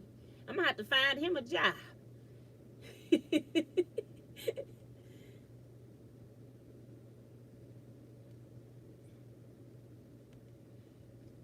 Francine says, my machines were gifts. I can't let those go. Well, that was nice. None of mine were gifts, but these two machines, I actually purchased this one from my friend before she passed. The same day that she was going to do this one, because she wanted to get a trade for them to, so she could buy the Elissimo. And then I told her that I'd buy her machine, and I gave her cash, and then she was able to use that cash to put down on that machine.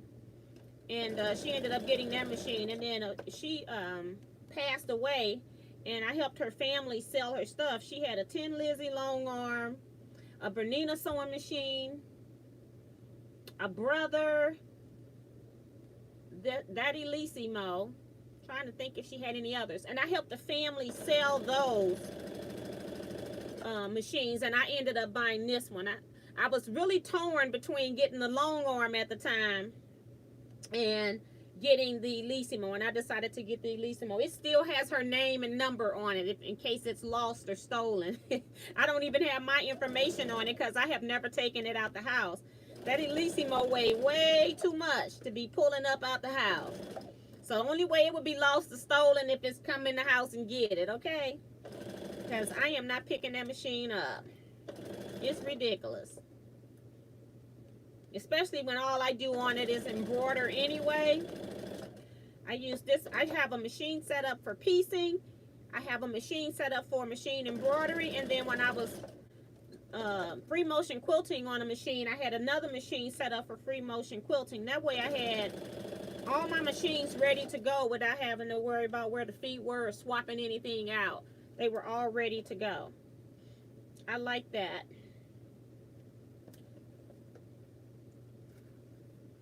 I need to start clipping again.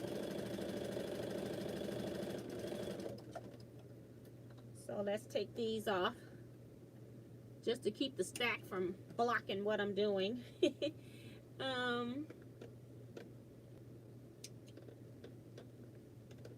Good night, friends. Have a great week. Bye, Lisa. Kim says, my mom bought both of mine and she's now gone. Aw. I'm keeping them and taking care of them. That's awesome.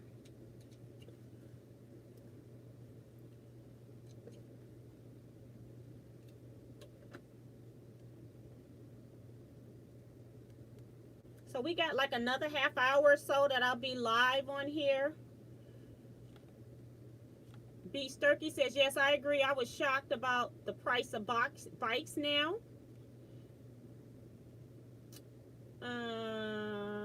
Tiffany says she's kind of back. Francine says, I had two 6-inch and add a quarter rulers, and I can't find either of them. And that was the thing. When I went to, somebody had an estate sale where they were selling stuff, and they had stuff reasonably priced, and they had an add a quarter ruler there. And I put it back because I'm like, oh, you got one, you don't need it. And I'm like, girl, you better go get that ruler. You know you can easily lose the 6-inch one. The 12-inch one will stick out of containers and stuff like that. You can see it. But that 6-inch can get lost. That's why I put it in a drawer. But I did go back and get it. So, and I think she ended up having two. I got two more if I'm not mistaken. Because they were like maybe 50 cents each or something. They weren't even asking a lot for it. This lady had developed Parkinson's. She was a long arm quilter, and I knew her. And what she did was, any quilter that she knew, she invited to her quilter sale. And then she wanted her items to go to people who actually quilt, not to sit in a Goodwill. She said, I could have easily donated it, had somebody else come and do it. And she wasn't trying to make any money off of it. She was just wanting it to go to quilters, but she didn't want people to be hoggish about it. So she had just small prices on stuff. And then even when she had prices on stuff, you really didn't pay that. So even at 50 cents, when I got up there, they had no prices on fabric, no prices on books. And then when you get up there, they'll just take it in their hand and go, oh, this feels like it's about $10. And you could have had 30 yards fabric and 5 books. So she really wasn't charging people for the stuff. She just wanted to, she said it was one of the hardest things she's ever had to do knowing that she's getting rid of stuff that she coveted because she loved it, but it took her about 3 years for her to be able to do that, where she was able to get it out. And she said the only comfort she got from it was knowing that it was going to good homes, people that would use it, prolific quilters, and not somebody buying it or not knowing what it is, or sitting in a store for long periods of time.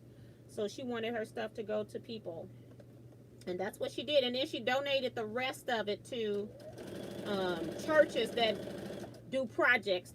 Some of them, they do quilts. They do quilts in addition to like other types of projects where they make teddy bears and things like that. So she donated it to one of those type of churches. But it was heartbreaking for that to happen. And but also she said the only thing she got out of it was the joy in seeing people shopping and liking what she had also liked. So, but it was hard.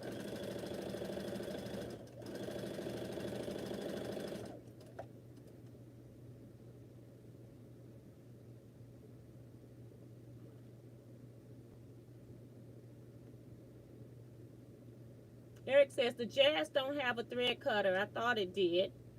And Veronica Williams is here. She says, I want that so jealous. So jealous. I don't know what she wants. I must have missed something. Or maybe she's talking about a feature on a sewing machine or something. I don't know. I'm dreaming of thread cutter. I want to get an embroidery machine. I hope some of these prices go down. And if you have a sewing machine, maybe the cheapest thing you can do is to get an embroidery only machine, but don't get a Singer Future. Get like a Baby Lock. I forget what brand it is that's an embroidery only. I almost want to say Jazz, but I'm not really sure because I don't have it. But I do know Baby Lock to me is a very easy interface to learn.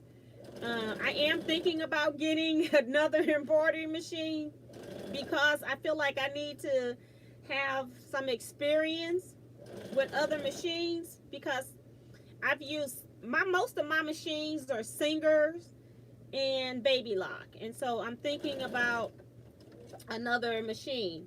So we shall see. But even in my research of said machine, Baby Lock makes it so easy for you to machine embroider. Even going from sewing to machine embroidery, they make it so much simpler. Now, other brands have more features than what the Baby Lock does.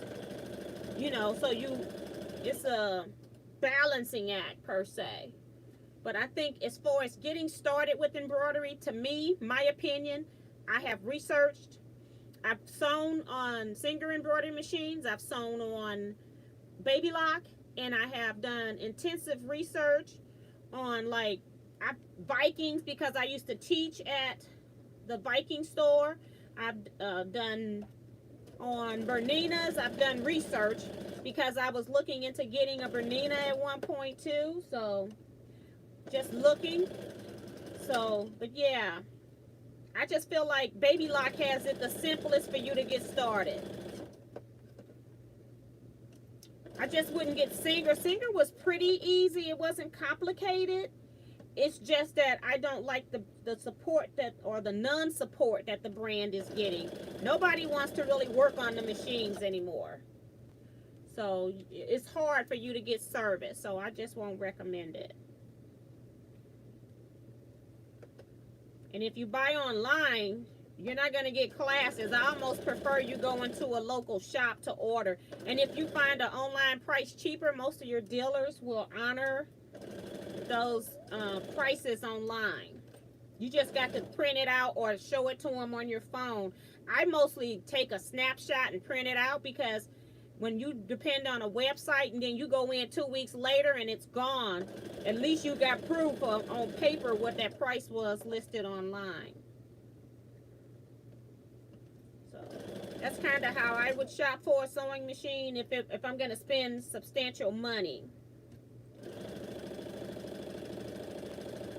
I got my stack done. The ones I got done, I got about 50 blocks here that are now sewn in pairs.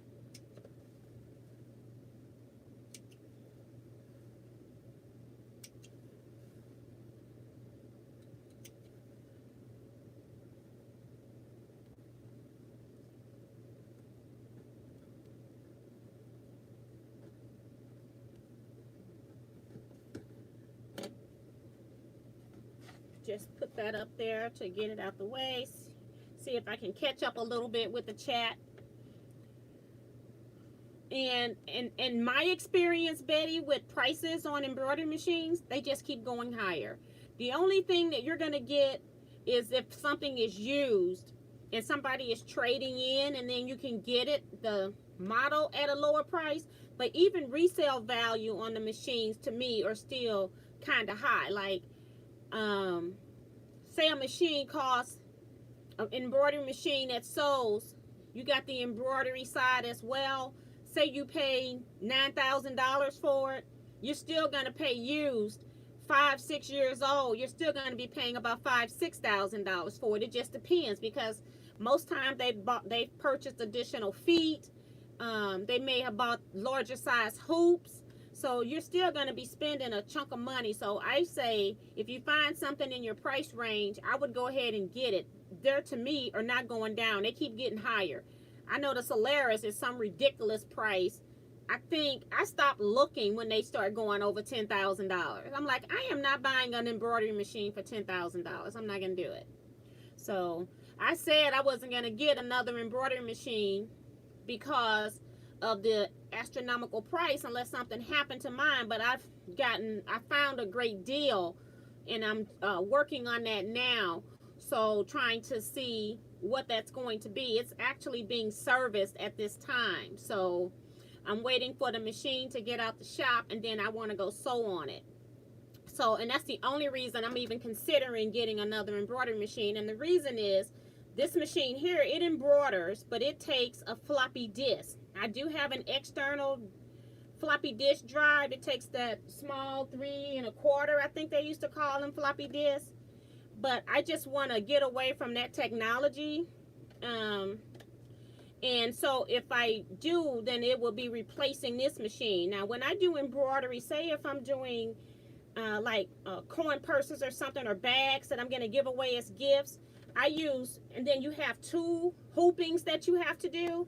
I do one hooping over here, and then I'll do a different hooping over here. And then I've got 2 machines going, where if I'm making 30 of something, it's a lot quicker for me to do if I'm running it on 2 machines over running it on just 1 machine. So that's why I like having 2 embroidery machines. It's not necessary, but I'm my own little mini sweatshop over here. But they're not going to go down. Jackie's, and you can also, I do also recommend looking in your Facebook marketplace. If you are on Facebook, sometimes you can find stuff local, and then you can go test it out and stuff. Like, I would just ask somebody if they could put it on a table outside and give me some power where I could test sew on it. That's what I do. I never pay for anything in advance. Even with the Go, when I bought the Go Big Electric online, I drove all the way to Chicago suburbs to pick that up. It was like about 4.5 hours. And when I got there, she was ready to pack it up and give it to me. I said, I do want to make sure it works. And so she took it into the garage and she plugged it in, because I'm not buying anything if I don't know if it works or not. So you do want to make sure that even if you are shopping for something used, that you do sew on it so you know that it's working before you take it home with you and give them your money. And then your money is just gone and you have nothing but a repair bill. You know, most things can be repaired. But if somebody has dropped it that you're not aware of, then it may not ever work again. So just got to be careful when you shop on the marketplace. But most people got power in their garages and stuff like that. So you can definitely get some power. Jackie says, I have my mom and grandma Singers. Won't part with them either. Great for very heavy fabrics. Yes, Singers was very good for that. And Diane saying, nope, no thread cutter. Oh my gosh.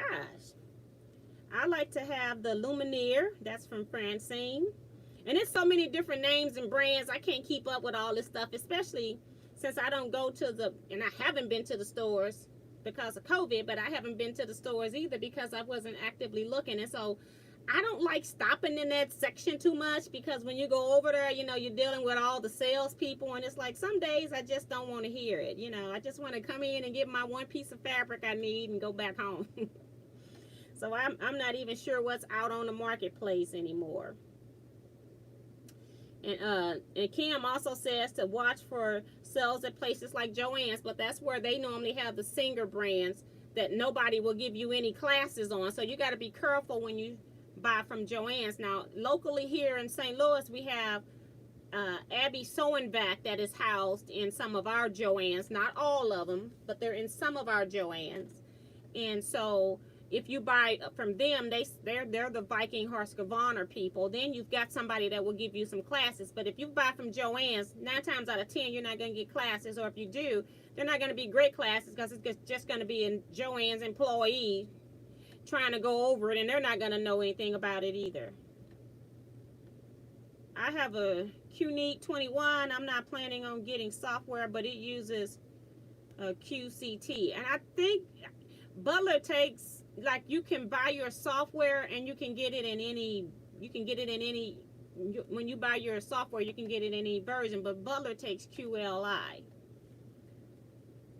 It uses QCT. Joanne Elkins says, I bought pre-wound ones. Couldn't find the end to start it. Yeah, sometimes some of the bobbins are a little bit difficult to find. They are hard on some of them. But I buy them by the gross. I buy them by the box. They're a lot cheaper that way than going to the store and just buying like 10 or 20 pre-rounds. So when I buy stuff, I don't have to buy it for a long time.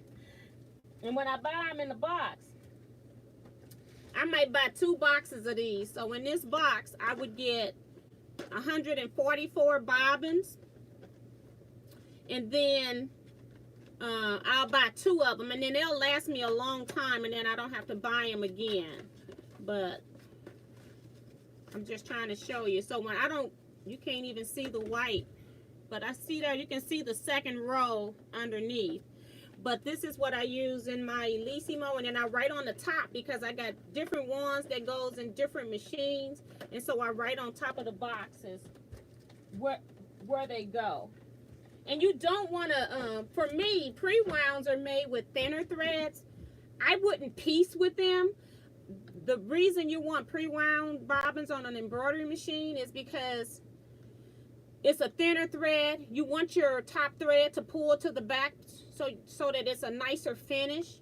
And then if you're using pre-wounds on a long arm or this for piecing, that's totally different. Those are different types of pre-wound.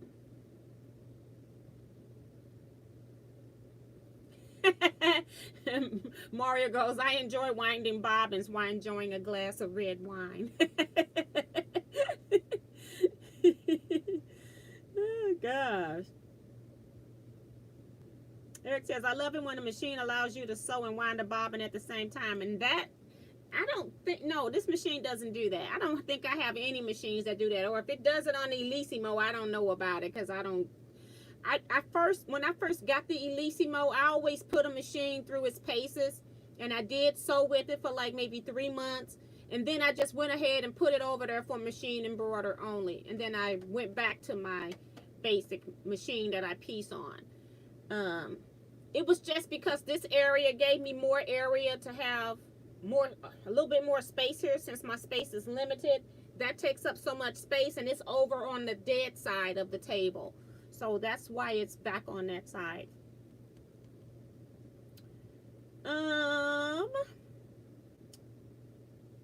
And that Eric, Benina can do that. See, I don't know if they can do that or not. So I haven't done that yet, but that's interesting. Teresa says, do you have a brand of cone thread you prefer? I use Alex Anderson's KC Masterpiece. I think that's what it's called. Let me make sure. Superior Threads. It's just Masterpiece. And it was put out by Alex Anderson. This thread, it comes in 2,500 yards. And they even got bigger spools, I think. But I was at a show, and I just bought what they had left at the show. But this is 25,000 yards. Yeah, and it's actually that thread, Superior Threads, made in Japan.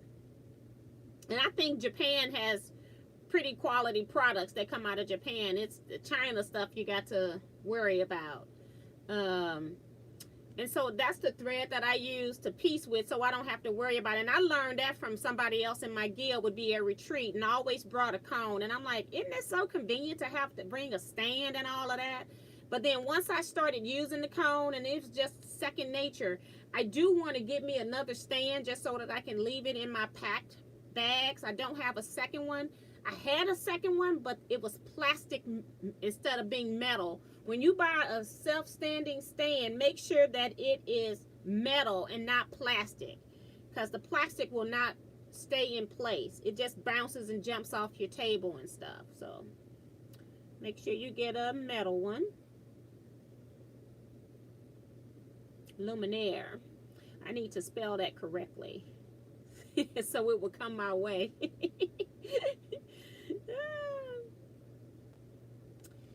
Diane says, I keep trying to punch the cut, but it was not there. It's 12-inch throat and price were a selling point for me. Okay.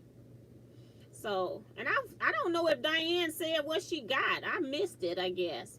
I was looking to see what if she had got a Bernina or whatever, but she's got a 12-inch throat. That's really nice, especially for machine quilting. I think this is like 9 inches. Let me measure. I can't remember. Nope, not even 9. It's about 7.5 to the needle. 7.5. But I come from Singer where I had like 5 inches in here. So this looked like it was pretty big when I first got it. I thought it was 9. It's only 7.5. Yeah, Singers, my first Singers, they were pretty small in there. And Christy Quilter says, I do need a new machine, laughing out loud. Ain't that funny?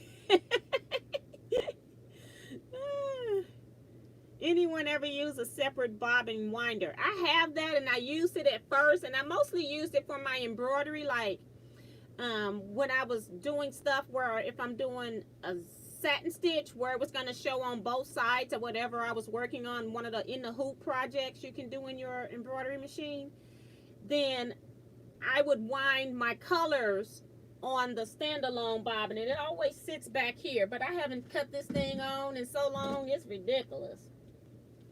But it's the side winder, and I do have another bobbin winder that I use for my long arm machine that came with my Gamma, so I have that standalone. And then I also have on my Gamma we have a bobbin winder that's on the machine, so as you're sewing it does wind the bobbin. But yeah, but this is pretty darn dusty because I haven't used it, but it's right here.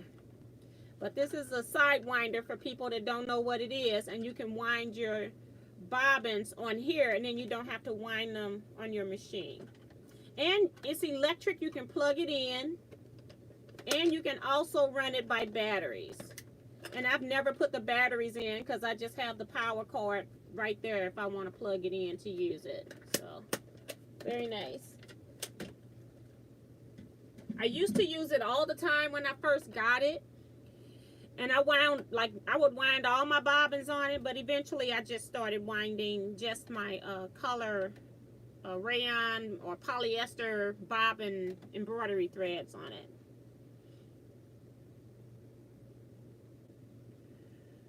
Air sewing, a lot of wasted time. Never used a bobbin winder. A lot of time wasted. I tried the Q-Zone. It's a good alternative if you don't have space for a long arm. Teresa says, I have a separate bobbin winder, but it doesn't work for full-size bobbins, which frustrates. And I don't even know if like the new stuff, because, you know, Bernina has come out with different bobbins, and I'm not even sure if that stuff would even work on these. But I know my Singer bobbins, this bobbin would work. The Lissimo has a bigger bobbin. I'm sure it would work, but it did advertise the Sidewinder as being able to wind long arm bobbins, now that I think about it, because I had a friend that used it for that. She bought it for that. And then they came out with one that was a little bit bigger specifically for that, but she used a regular Sidewinder for it. So, interesting. Carrie says, good night from Woodbridge, Virginia. Bye, Carrie. Thank you so much. It's almost time for us to go. It's like 10:52.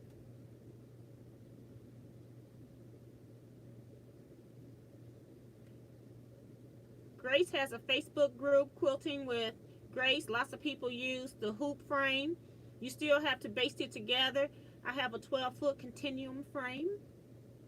And I've seen that too, where people have quilted like certain sections of their quilts and then you just kind of rehoop it and go. And I'm thinking it would never work. But in the video, they make it look like it's pretty easy. So I think that's doable for people that only have like space to put up like a 6-foot frame or so.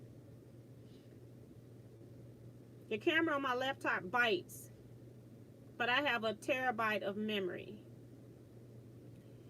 The girls are super batty right now. Super bratty, she says. I think it's the thread sometimes get across the room and I can't keep up with it. I'm trying to go through some of these comments.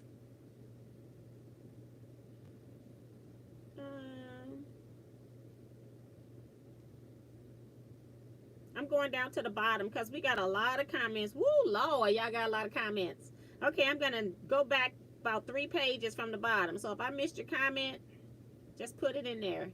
Kim said, good night. This old lady is tired. Take care. Stay safe. That was 20-something minutes ago. Bye, Kim. Sure, she long gone. Woo-wee. I guess we are the talkers. That's from Don. Yes, honey. I'm skipped so many things. I was up at, the time is 50-something. I'm at 30-something now, and I skipped some stuff. Oh, Veronica Williams says the Bernina 770.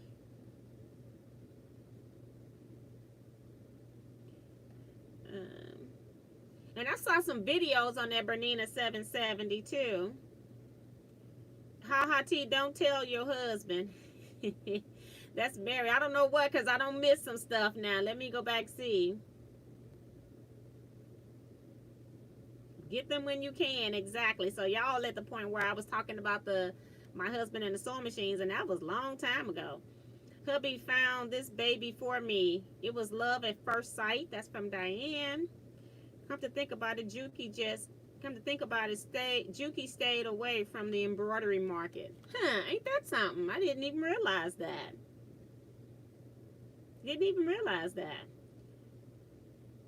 Christy Quilter says, I bought a Janome and it was terrible. It's in the closet. It always had a problem with loose tension.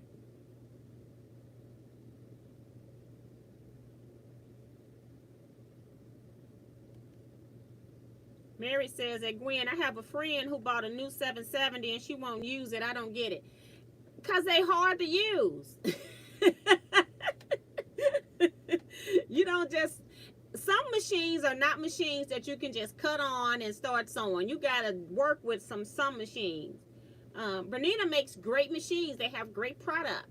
But when you work on it, it's totally different than, to me, working on a baby lock machine. It is so user-friendly that you can just get up and going. I feel like some machines, you got to have a PhD in that company just to operate the machine. But on the other hand, that is a challenge for me. I love stuff like that. But Berninas are not for people that are not adventurous, who are afraid to punch a button and see what happens, because I will punch all the buttons. Yes, the machines are really expensive. Gwen says, Mary, that is crazy. Too much money to just collect dust. The Janome was just a sewing machine that I have in the closet, laughing out loud. If you spend $10K on an embroidery machine, you may as well get a professional one. And it's such a wonderful machine. That's how I feel too about different brands. I like to know how they are different. On most USA, made in USA machines, most of them are underneath or Brother. That's why Brother machines are awesome. You hear some people saying that they like Brother. And then you have other people that don't want to mention the word Brother, but it's up under Baby Lock, it's up under Singers. I'm not sure who all they are under. I know they are not under Bernina's. Bernina's still got the most metal of any machine on the market. But a lot of the machines have Brother under them. I'm not saying all of them do, but a lot of them do. And when I was doing research on that, I found that out. So you'll be surprised. And then I even talked at the quilt show with one of the Brother dealers, one of the people that work for the company, not just somebody that was at the, when they're at quilt shows, they actually hire one of the local companies to come out and do their booths. This was the actual person that works for Brother. Confirmed what I found out through research. So Brother is under a lot of these sewing machines. It's kind of like when they came out with the VCR. They were all the same VCR, and then you went and put Panasonic on one, Samsung on another. You know, they doing the same thing with sewing machines.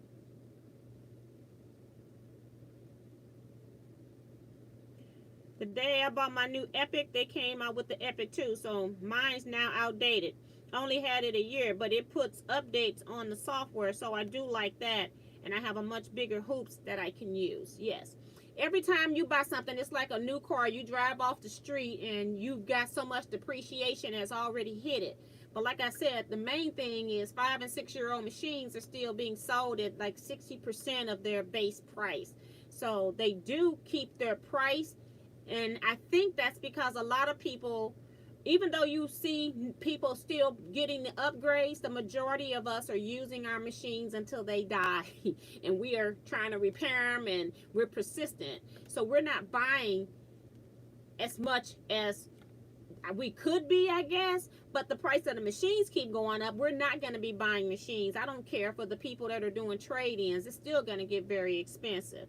So you have some people that every time they come out with a new model, they take their old one in, they go trade up to another one. And then what they do is if it's within a year, they'll give you your total cost back on what you pay for your machine that's less than a year old. They'll give you that full price on the new machine, so you're paying the difference. So at that point, you're only paying like $1,000 or $2,000 difference. So that's why they're doing it. But if you had to go out and spend $13,000 for an embroidery machine every 3 years, there's no way we're going to be doing that when there's nothing wrong with the one that you have. So no, we're not doing that.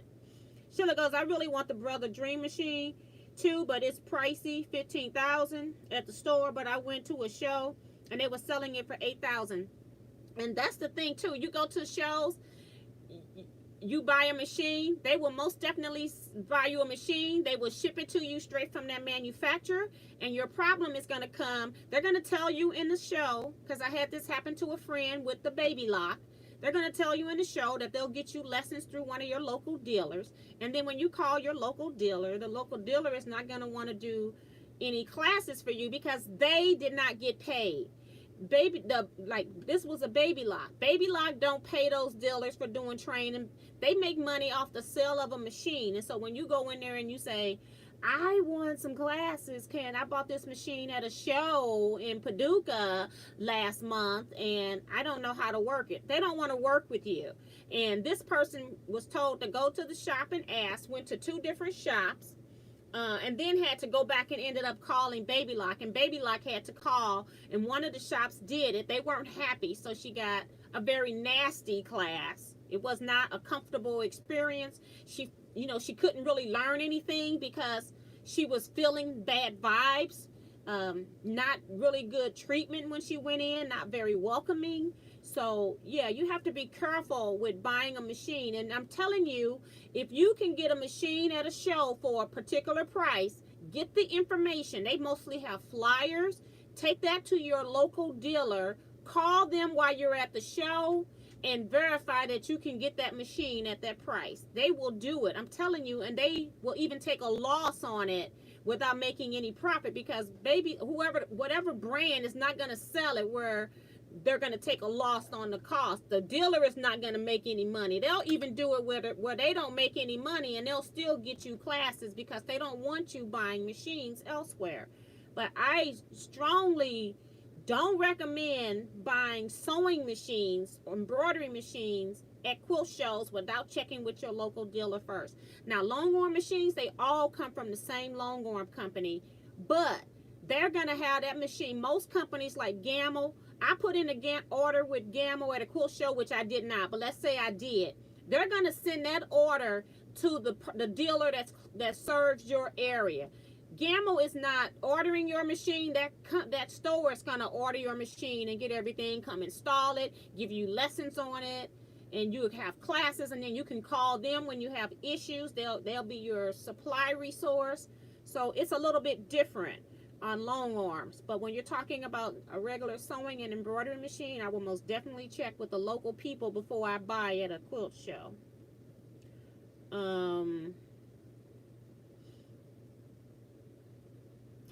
Don says if buying used embroidery machines, be careful on the software it uses. Windows 10 is not compatible with some, and that I've been hearing that people saying that they got some kind of hack where they can buy XP, some kind of XP software that you can run to. I got this thing recording me. That you can run to make the older programs work, because I have the Singer PSW that I have not been able to get to run. I said I don't know if I want to invest in it because I'm not going to use it as an embroidery machine anymore, but it'll be interesting to know if it could work. But I have not invested in that particular software purchase. But there is a hack around getting some of them to work. You just got to buy an extra piece of product. And then what it happens is you'll instead of booting your system up the regular way, you'll hold down some key that'll let it go into the old Windows XP format just for you to run those older programs. But it won't do anything else that Windows will allow you to do.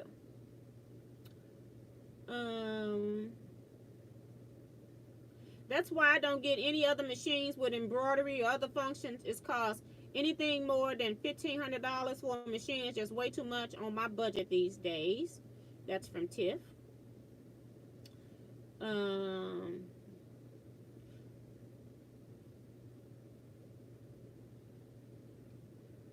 and Sharice is saying that she bought a machine at Hancock Fabrics. And here in St. Louis, they had I think we had the Husqvarna Viking dealers were in our Hancocks, and some. They weren't even in all of them, just some.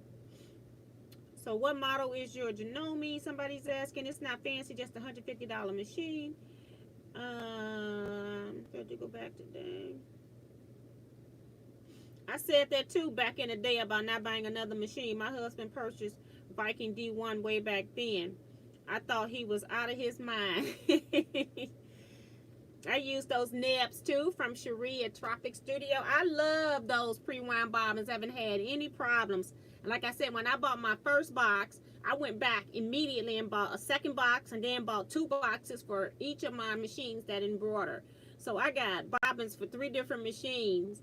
And I don't even use my Singer to embroider because I can't even get to the PSW right now. But it'll be some machine that those bobbins will fit in. So it's not like it's a total waste. But and even my cost, because what I'm paying for like 20 bobbins, I can't remember. I pay like maybe $35 or something for a whole box for 144 bobbins.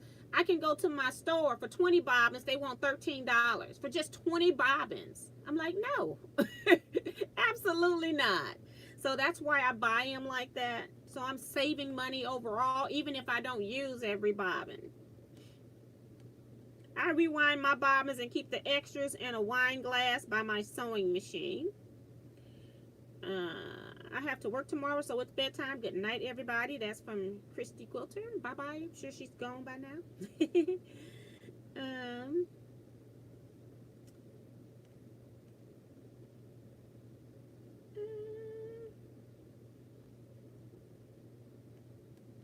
It's probably out of timing. Didn't serve as a Hancock's either. I was in a Hancock's in Houston. Someone returned the sewing machine because it didn't work.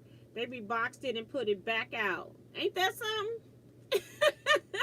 See, that's what I'm saying. I want to sew on it. Even if you get a new machine, like even in COVID, they're just telling people to go home with machines and stuff. I want to sew on my machine before I take it home. We need to open this box up.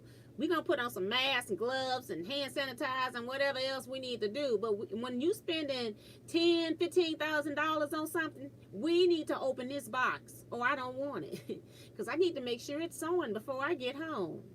That's too much. Diane says, Yepper's Tea, the Baby Like Jazz 2 has 12-inch throat. It is a mechanical machine, no computer. Oh, okay. Because I thought you had got a computerized machine. You got a bigger throat just to machine quilt on. That's pretty cool. I don't know why I keep thinking you're the one that got a new computerized machine. Somebody else got one, like within the past, since COVID, during the last 3 months or so, 3 or 4 months. So pretty cool. Um, Virgie goes, T, do you have everything? I don't know what that question is. I would never admit to having everything, okay? I will never admit to that, because you never know what's out there that I'm not even aware that is out there. So I would never say that I have everything. Do I have enough? Yes. I have one of those though. I need it. I really don't. I have to go, folks. Charming group. You all are. Good night. So Mario's gone, been gone for a few minutes. I'm B Sewing, Quilting, Crafting's gone for a few minutes. So I'm sure everybody that I'm saying something to is already gone. Don't forget to thumbs up. Thank you, Tiffany, for the final reminder on your way out. Go ahead and hit the thumbs up button, please. Appreciate it. It just keeps my video in the rotation, and so people will know that Teaquilts is here. Robin Boyd says, I'm still here, but piecing a giraffe. That's cute. Diane says, I haven't sewn anything since Dolly got killed. Oh my gosh. And that's hard. You know, you're just in a special place, but you got a new puppy to take care of too, so that's going to be part of it. T, are you going to get a professional embroidery machine? Nope. And the reason is because I don't do that as a business. I don't embroider as a business. And I would want a machine that also would sew or do something else as well. So let's say that I was going on a retreat and I needed to take an embroidery machine. Then I can take my embroidery machine unit and I can still piece and sew, and I don't have to take two big machines. And then I would just take another low-line machine that's just for sewing. So buying the larger machine, no. If somebody want to sponsor me one, I guess I'll start throwing stuff out to make space for it, but otherwise, no. If some company want to sponsor me, though, I'm more than willing.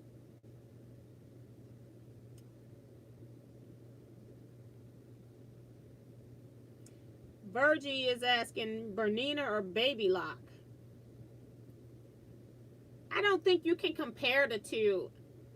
If you're talking about skill level, a newbie, I would say a Baby Lock. If you are talking about somebody that's computer literate and not scared of programs and trying things, then I would say probably a Bernina. I don't know. I don't own a Bernina. But I would say Bernina, just because of the reputation of the company, the product that they sell. Although I've had two Baby Locks for a long time now, and I haven't had any issues with any of my machines. So they get basic cleanings, and I don't even take them and get professional cleanings every year like I should. It might be every 2 years, and I just want to make sure everything's out of there. But most of the time I do very thorough cleanings myself that they don't ever tell me I've had any problems or anything. So I love my Baby Locks. I think that my next machine would probably be something different, just so that I could have something new to work on, because that seems to be what I'm working on, is Singers and Baby Locks. And I don't recommend Singer at all right now. That's just me. Me too, T. I love playing with new machines, seeing what they can do. Janome is still made by Janome. If a machine don't have some good weight to it, pass on to another. These days, buying a new sewing machine is like buying a car. My mom is using a Bernina she got at least 40 years ago. And a lot of people, my machine, I first started sewing in 1986 on a Kenmore. I still got that machine. It still works. My daughter broke the reverse button, but everything else works. It has decorative stitches on it and everything. Everything works perfect. You just got to remember, older machines like a lot of oil. Berninas also like to be oiled constantly. Whereas this machine, I can go through 10, 12 bobbins, and then I oil under the bobbin case, and that's about it. Some of the newer machines on Baby Lock don't even tell you where to oil anymore. You don't even put any oil anywhere. So, but I still put it under my bobbin case because I can see that it's metal to metal right there. And then I let my service guy go in and oil everywhere else. And even when these books are telling us not to oil, service people say metal needs oil. I'm just telling you what they say. But I haven't had any issues with either of my machines though. My internet keeps killing out. Now I'm running out of data and it's working. Sheila says the people at the show was the local store selling at the show. So that works in, if that works, and you're in the right state, because a lot of people travel to these cool shows from other states. Great conversation tonight. Never trade in a machine. That's from Francine. Yeah, because they'll give you half of what they're going to resell it for. It don't make sense. Then you can sell it yourself. Sheila says, and you get your machine at that show. Okay. They don't want to deal with you if you bought the machine at another store. Yes. And when you're talking about quilt shows, people are traveling from all over. So if you're talking about a local quilt show, then yeah, you can buy your machine at a local quilt show. But if you're going to Paducah, Houston, any of those type shows, you do not want to buy a machine if it's not the local store and that you live in that state where you can drive to and get your stuff done, because they're not going to want to be bothered with you. I'm just letting you know. If it's a local quilt show, you're probably going to be okay. That's Tiffany saying she's leaving. So night, Tiffany. That was like 6 minutes ago. I'm sure she's gone. And Eric says no one has everything. He said no, she doesn't have enough fabric. Yes, I do. I do actually have enough fabric. I need to quit. But I went to this lady's house for the she had a quilt sale, and the reason why I went was because she bought some fabric from me, and then she had some thread that she was going to give me. So I was taking her the fabric that she bought, and I ended up telling her before I even had left and know what she was giving me. I said, you know what, we'll just do a trade. And she was like, are you sure? I'm like, yeah, because it is no big deal to me. And so when I got there, you know, she had like 3 large size boxes of cone thread. She's no longer using signature thread on her Longhorn machine. And my machine actually likes it, so I'm going to continue to use it. I think she switched over to Glide. And if you're switching between Glide and signature or permacore thread, the tensions are so drastically different. You need to reset your bobbin case different, that people are just switching over and just getting rid of all their old thread. So I'm not at that point where I want to get rid of all my thread. So I always have had a lot of thread because I borrowed my friends' machines. And so in order for me, they let me use their machines for free. I don't want to use their products, so I would buy my own thread. So I've always had a lot of Longhorn thread, and I used whatever they were using, which was permacore at the time. That was the only Longhorn thread out, and I used bottom line in the bobbins. So I do have a lot of thread, and I'm not interested in just getting rid of my threads. But people have been giving me threads because they're replacing theirs. So. And Don even said, ha, smart answer, T. You got that right. You're not going to give me to ever admit to me having everything. I don't have everything. And there's some things, when you all start talking, I don't even know what you all are talking about, because I used to be a gadget lover, and I knew when every gadget came out. And I have been trying to stay away from certain things, because it's like, girl, you got enough stuff. But, yep. And Eric says, I need oil, too. Janome was the easiest I ever used. I do it on the way in.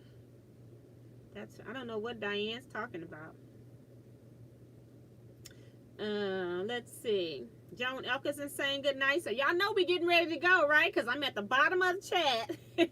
And we're way over 11 p.m. But I wanted to at least scroll through, try to get to some of the more bottom comments just to see what was going on. I know I skipped a lot of stuff. But also the thing will only let me scroll back so far too in the chat once I miss a lot. So Diane says you can't quit because you missed out on the new beautiful fabrics. Right. But I try not to buy a whole lot of them. I try to buy only what I know I can use or need. I try to make a purpose when I'm buying fabric now, since I have a lot of fabric on my shelf. Sheila says, I still have my singer machine from high school. I need to replace the metal gear. I can do that myself. That's pretty cool. I need to start watching some of these featherweight videos and stuff, so I can, if I have issues with my featherweight, then I can do it myself.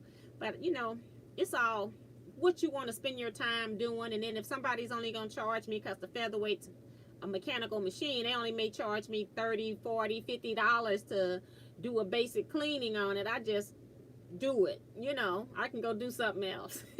I got so many machines to work on. I'll see you in a couple weeks or something. You know, it just depends on where you want to spend your time, where you want to spend your money. And I have to make choices on that because of my business sometimes, on which decision I'm going to make. It's not that one decision is better than the other.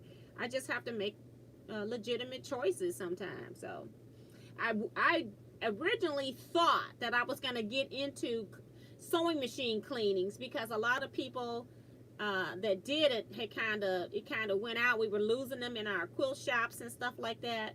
People were retiring out because most of the guys were older. But I have never gotten the opportunity to go take the class because I've been so busy doing other stuff. So, but I would want to be properly trained. I don't want to just like teach myself. I want to get professional class on sewing machine. I want to take a machine apart and somebody to sit there with me while I put it back together, you know. I see videos of people doing that. They got them sped up so fast you don't see everything, and then all of a sudden they skip. And then it's like, wait a minute, I need some help back here. So I wouldn't do it with a YouTube video. And Eric's asking, hey T, whatever happened to the Sew Backwards singer? That was the one that I had done an update. I think you might not have been in here at the time, but I had taken it out like a year later, and I had started sewing one on it again, because before it would sew for like 5 minutes, and then it would start sewing backwards and wouldn't sew forward. And then I was on a live video where I said, I'm going to sew with you all live and we're going to see if this singer sew backwards. And you know, it never did. And it hasn't done it since. And that's the one that I had sent to my friend that I long-arm quilt for. Her machine was in the shop and she needed a machine to piece on. And she sewed on it all the early part of the spring, summer, and ain't had a problem with it. She actually loved it so much she wanted to buy a machine. Not buy that one, but she wanted to buy a machine. So I'm sure she is still using my machine, even if she's gotten hers out the shop, because she really liked it. So, but it's working fine right now. So, okay, we're going to go ahead and end here. It is 11:20. Thank you all so much for coming in here on Saturday night. Appreciate you guys. Want everybody to stay safe, wear those face masks, use some hand sanitizer. You just never know what happened before you, as I saw in a restaurant today. So just be safe and careful out here. And see you all on Wednesdays live. Bye, everybody. Next Zoom is 9/13. And we'll be getting more information out on that soon. So take care, everybody. See ya.